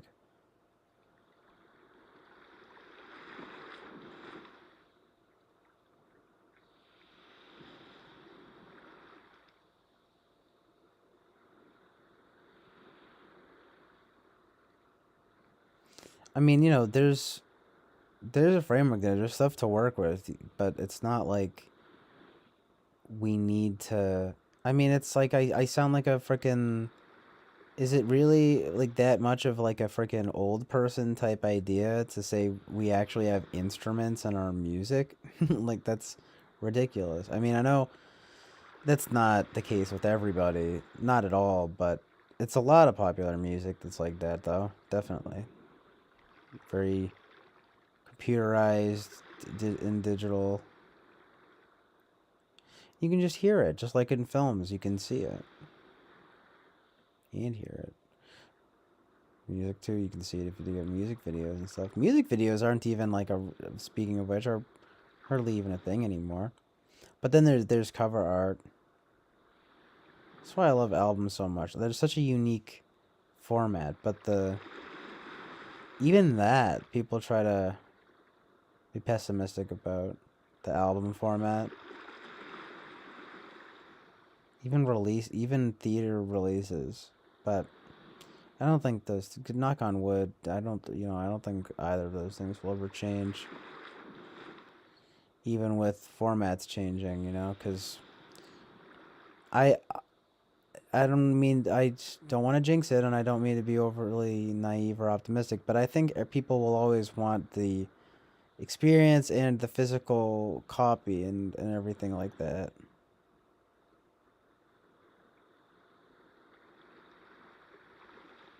Can you imagine like concerts will never be obsolete? Can you imagine that? Would be horrible. God, I'm even like thinking about that.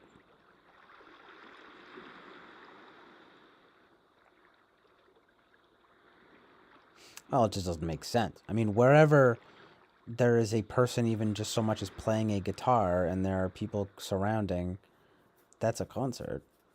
I mean, if you play, any piece of media or whatever you want to call it that you make and you show it to people, that's a theater, you know? So, there is hope yet. Amazing truth and reality.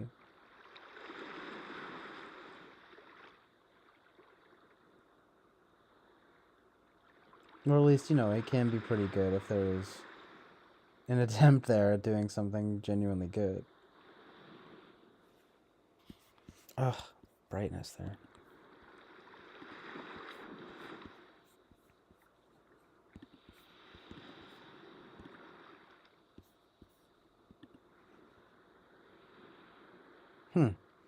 Well, I made some trance years ago. Oh, really? Do you actually have links you can send me? Because that would be cool. I would definitely check that out.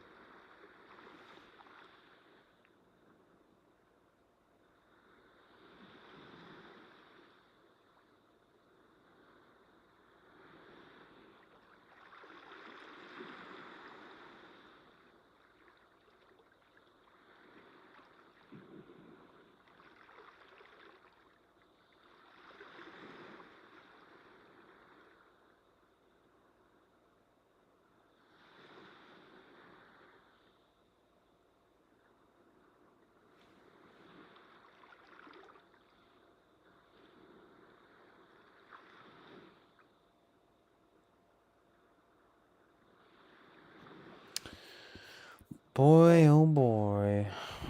I am really getting I'm really getting tired now.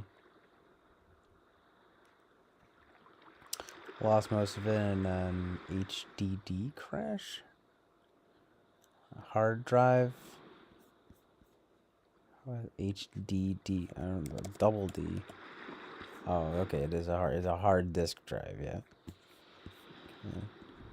That sucks, dude. Damn.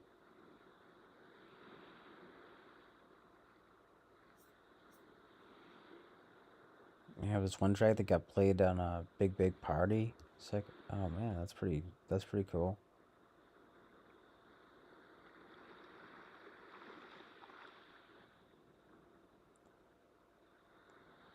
Yeah, I've got to hear something.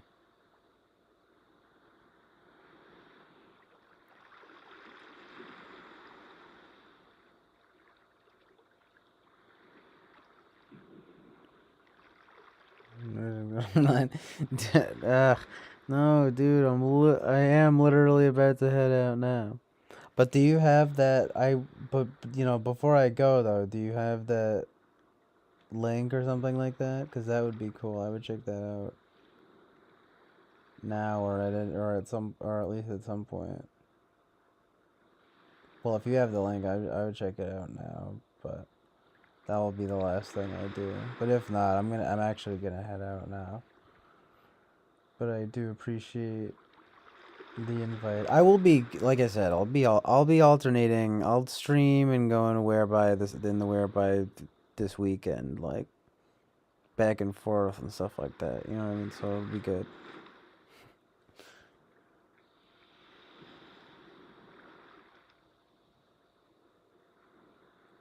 Sure, I just say back and forth. It'll be good. So I'll be streaming, going in the whereby back and forth. That would be good.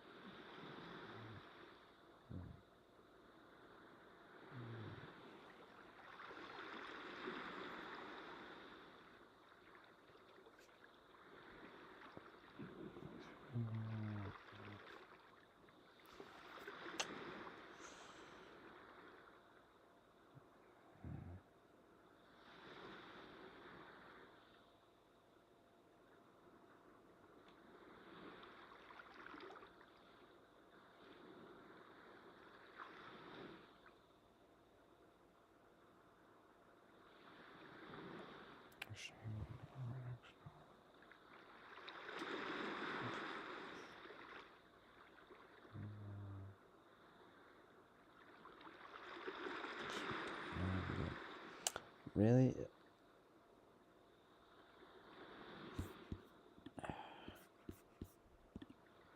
Man. He says, maybe next. He says, well, I don't know if I read this out loud or I don't think I did, but he says, this was like 15 years ago. Not sure it'll be entirely up your alley. Maybe next time. It's quite kiddie, not the best, and if you're not familiar with that style of music, you probably won't get it. Well, I like trance stuff. Like,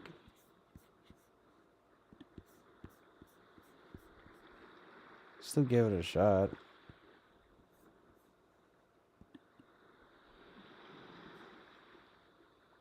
Even just hearing it is just cool. Hold on one sec.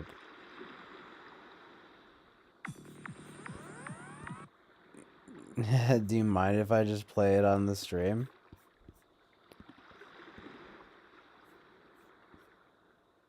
I'm gonna listen to this and then head out. But if you don't mind, I'm just gonna play it on the stream. Or if you'd rather me do it, I'll just head out now and stream and listen to it after, but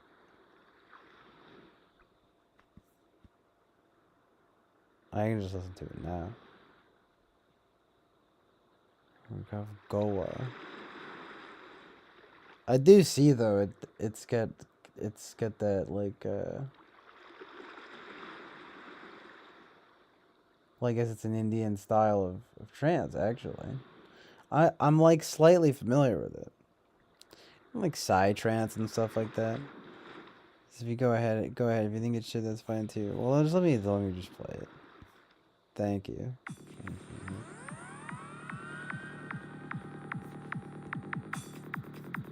Yes, whatever you want.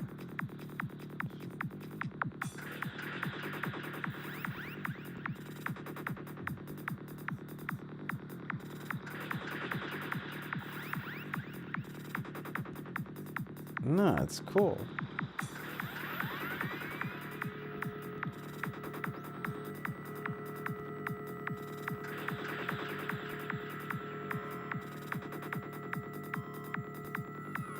Did you just make it in GarageBand, or did you, because there's a folder right here. No, this is my folder, GarageBand.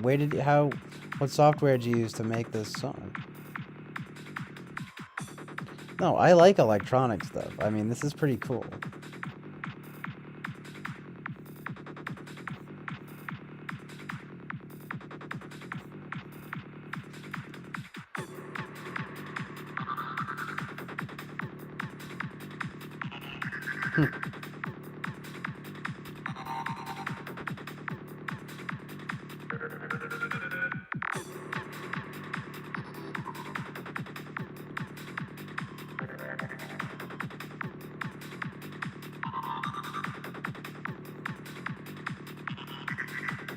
Nice, FL Studio.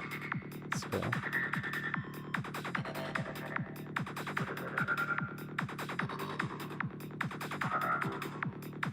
Dude, I'm bumping it.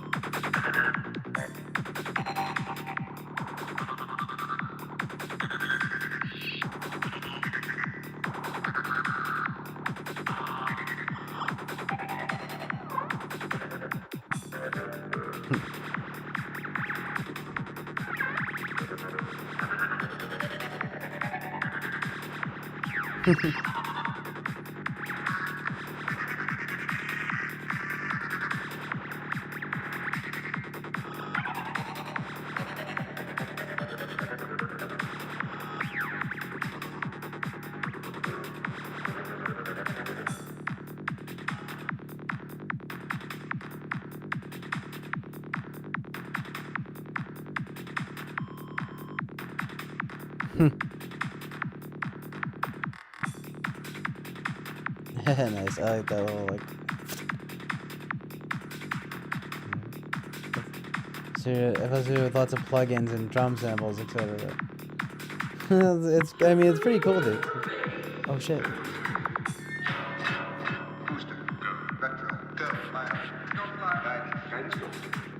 Surgeon, go flight. Econ, we're go flight. GNC, we're go. Down go. Control, go flight.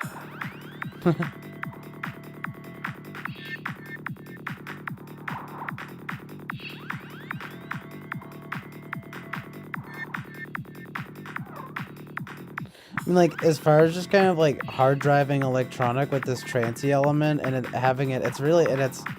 it's busy, but it's not even like that abrasive, so to speak. I mean, it's not bad. Like, I meant to say it's pretty good.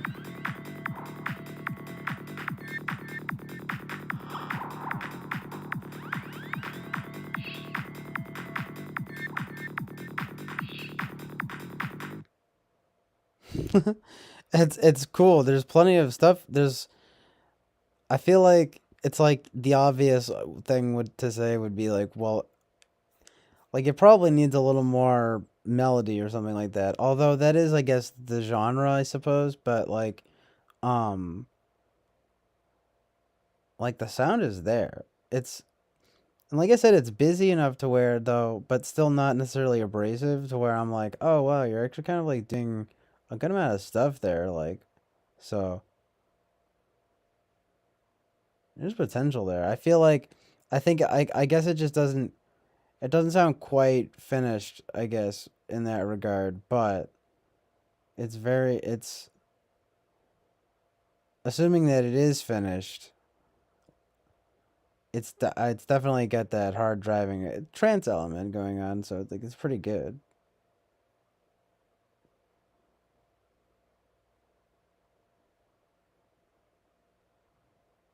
Like in that regard. I mean, I don't know. It's kind of like, is the production the way it's, especially I think the reverb just like really helps too. 'Cause it makes it kind of sweeping.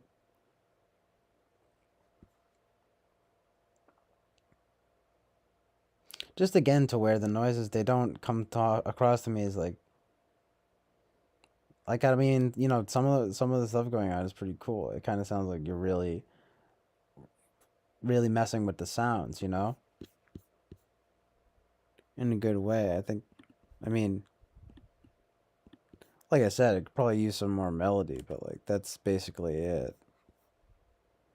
Other than that, and maybe a little of the a little mixing or something. But I mean, I kind of like it like that though, kind of having that,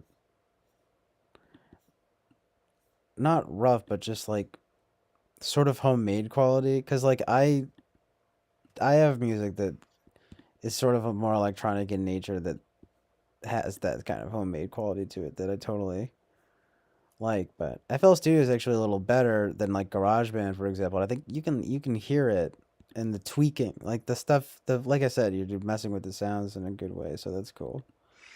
This is like something you were inspired by. Let's see what this sounds like. Grapes of Wrath, transmitting raw data. Yeah, it's like a kind of psy trance. Yeah, exactly. Yeah, that's right. I know what's up.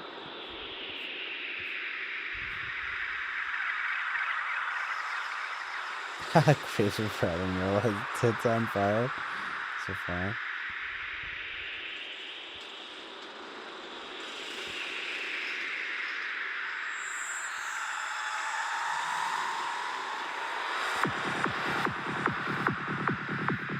Oh yeah, I totally hear it. Immediately.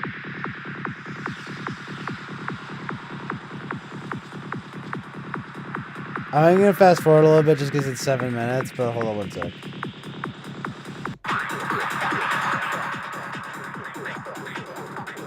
Oh yeah, nice. See, that's the only thing you just need a little more layering and maybe some stereo panning and stuff, like the way this is doing that, and you'd be golden, dude. It's actually not that dissimilar in that this doesn't necessarily have that driving. I mean, this doesn't necessarily have that melody really either.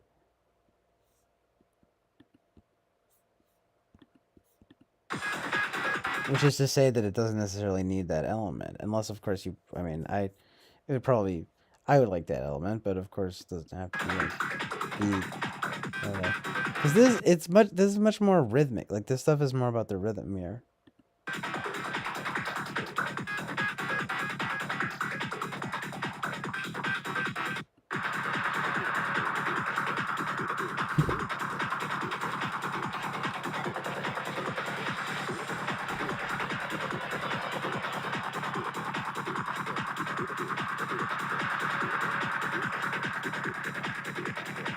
Sort of an overused comparison, but it's it does sort of remind me of some of the more outright dancey, trancy type stuff that Aphex Twin did back in the day. But of course, it's if Aphex Twin is a legend.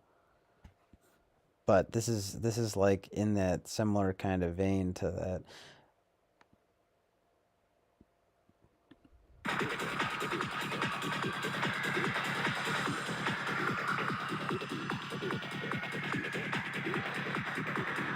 I am starting to kind of like get the appeal to the again. It's like a rhythmic. It's trance, but it's more of a rhythmic trance. I get it. That's cool, dude. I mean, it has its own appeal. It's obviously not for all moods, but it's cool. Wait, why did I just close out? Wait, hold on a sec.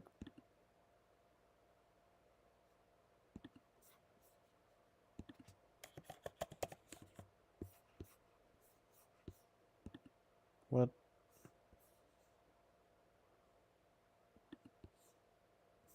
I just have to go to. I think it's still streaming, right?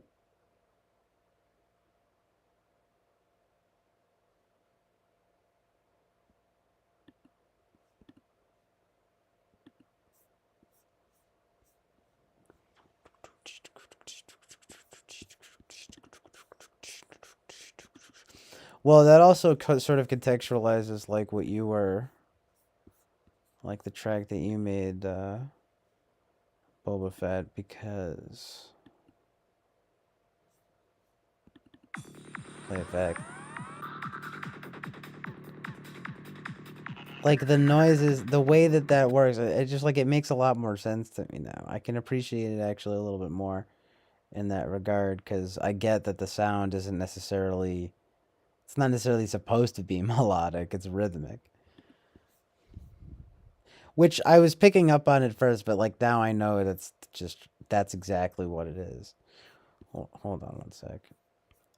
I'm not on the right frickin'. I need to get back to the stream. Hold on. Like the.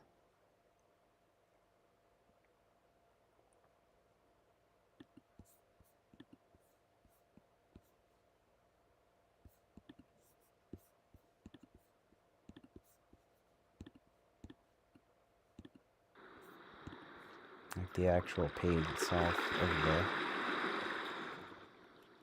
broadcast. One sec. Do I really just click on it? No.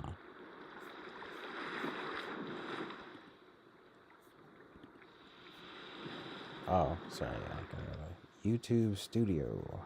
Okay. Noise. You should make more music though, dude. I mean, if you want to, obviously, but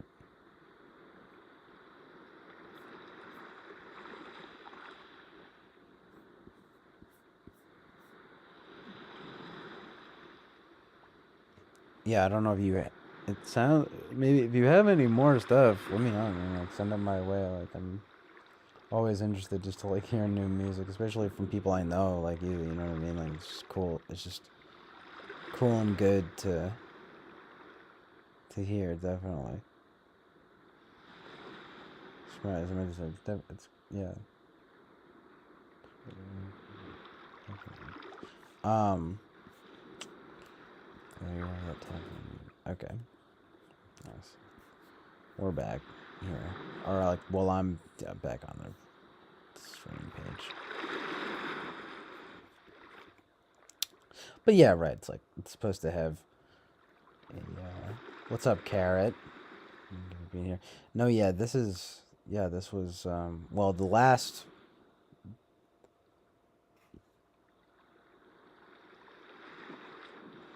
Oh, sorry, I missed a few of these messages, but I'm reading it.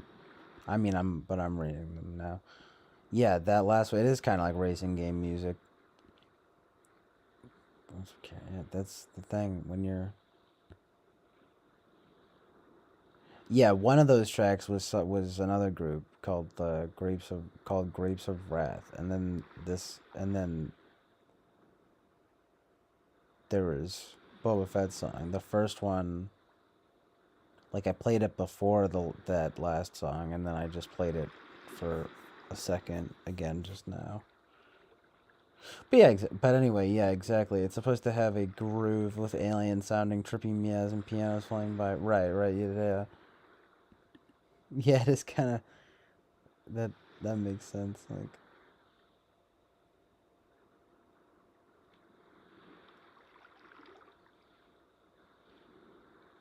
oh, you mean the piaos? Yeah, literally piaos. Yeah, so funny. undergirded by a solid kick and bass. I'm into guitar stuff, the electronic stuff, not so much. Now I don't have my nice guitar. One of these creamy and decent. That's kind of makes sense. I mean, just given what you've expressed, I don't even know if I knew that you liked electronic stuff. Maybe a little bit. I can totally see like you being into that stuff though. But the guitar stuff though, that would be really cool to hear because who knows, it might even be better. Just because it sounds like you're more into, well, just because you're more into it and like, you know.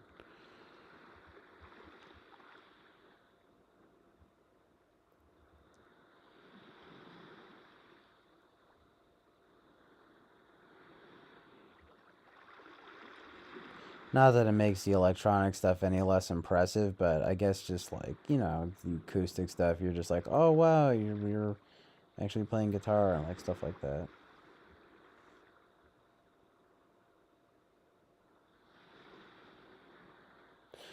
But it's like definitely, don't get me wrong, no one should underestimate the potential of electronic music. It's like, it's amazing.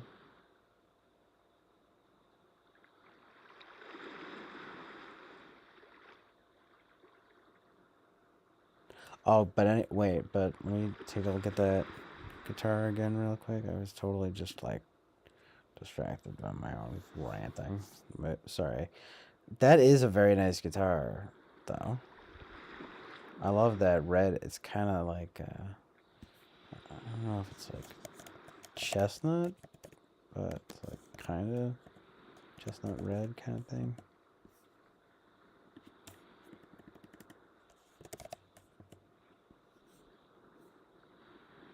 I guess it kind of, but it's a little more red than that. That's cool, though. What would you call that? It's not mahogany, is it?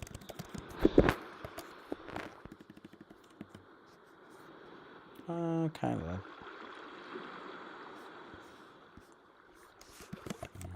Red? Yeah, it's a little closer to that. Like mahogany red.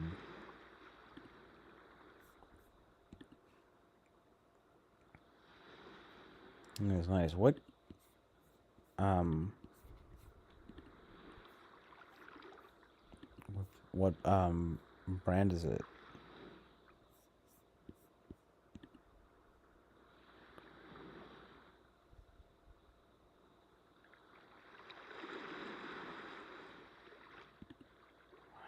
Hold on.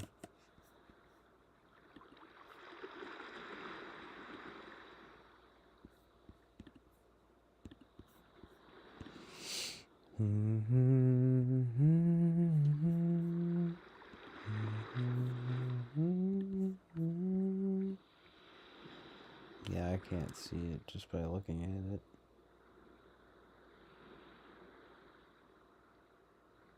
Looks like it might be right there at the end though, but can't read it.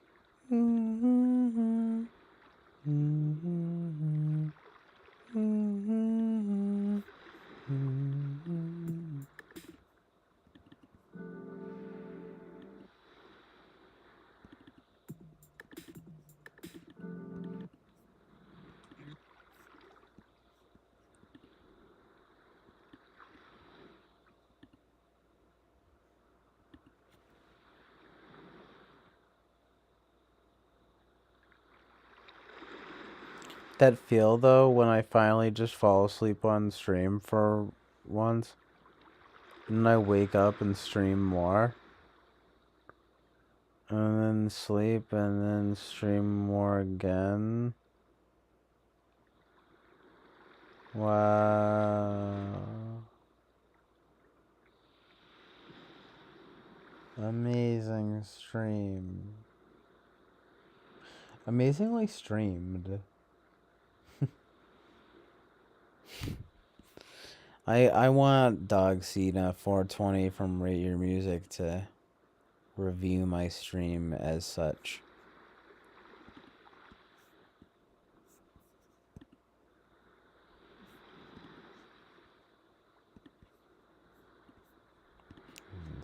Agency 900.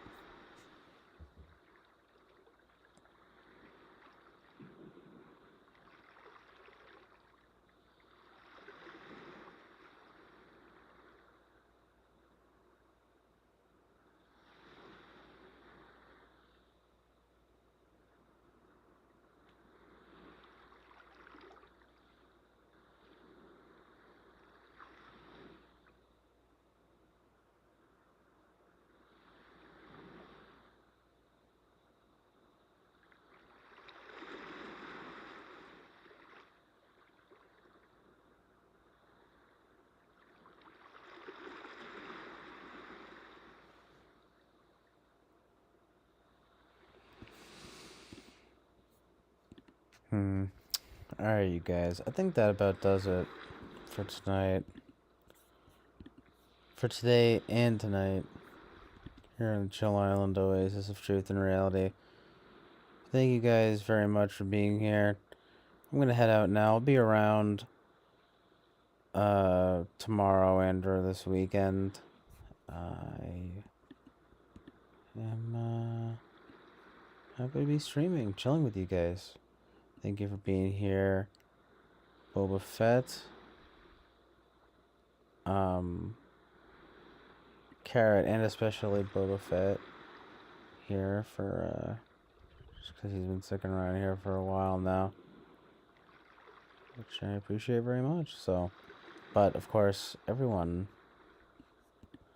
I really do appreciate coming back after a little break and having such a warm reception from my friends here. So, my friends on here. So, really good.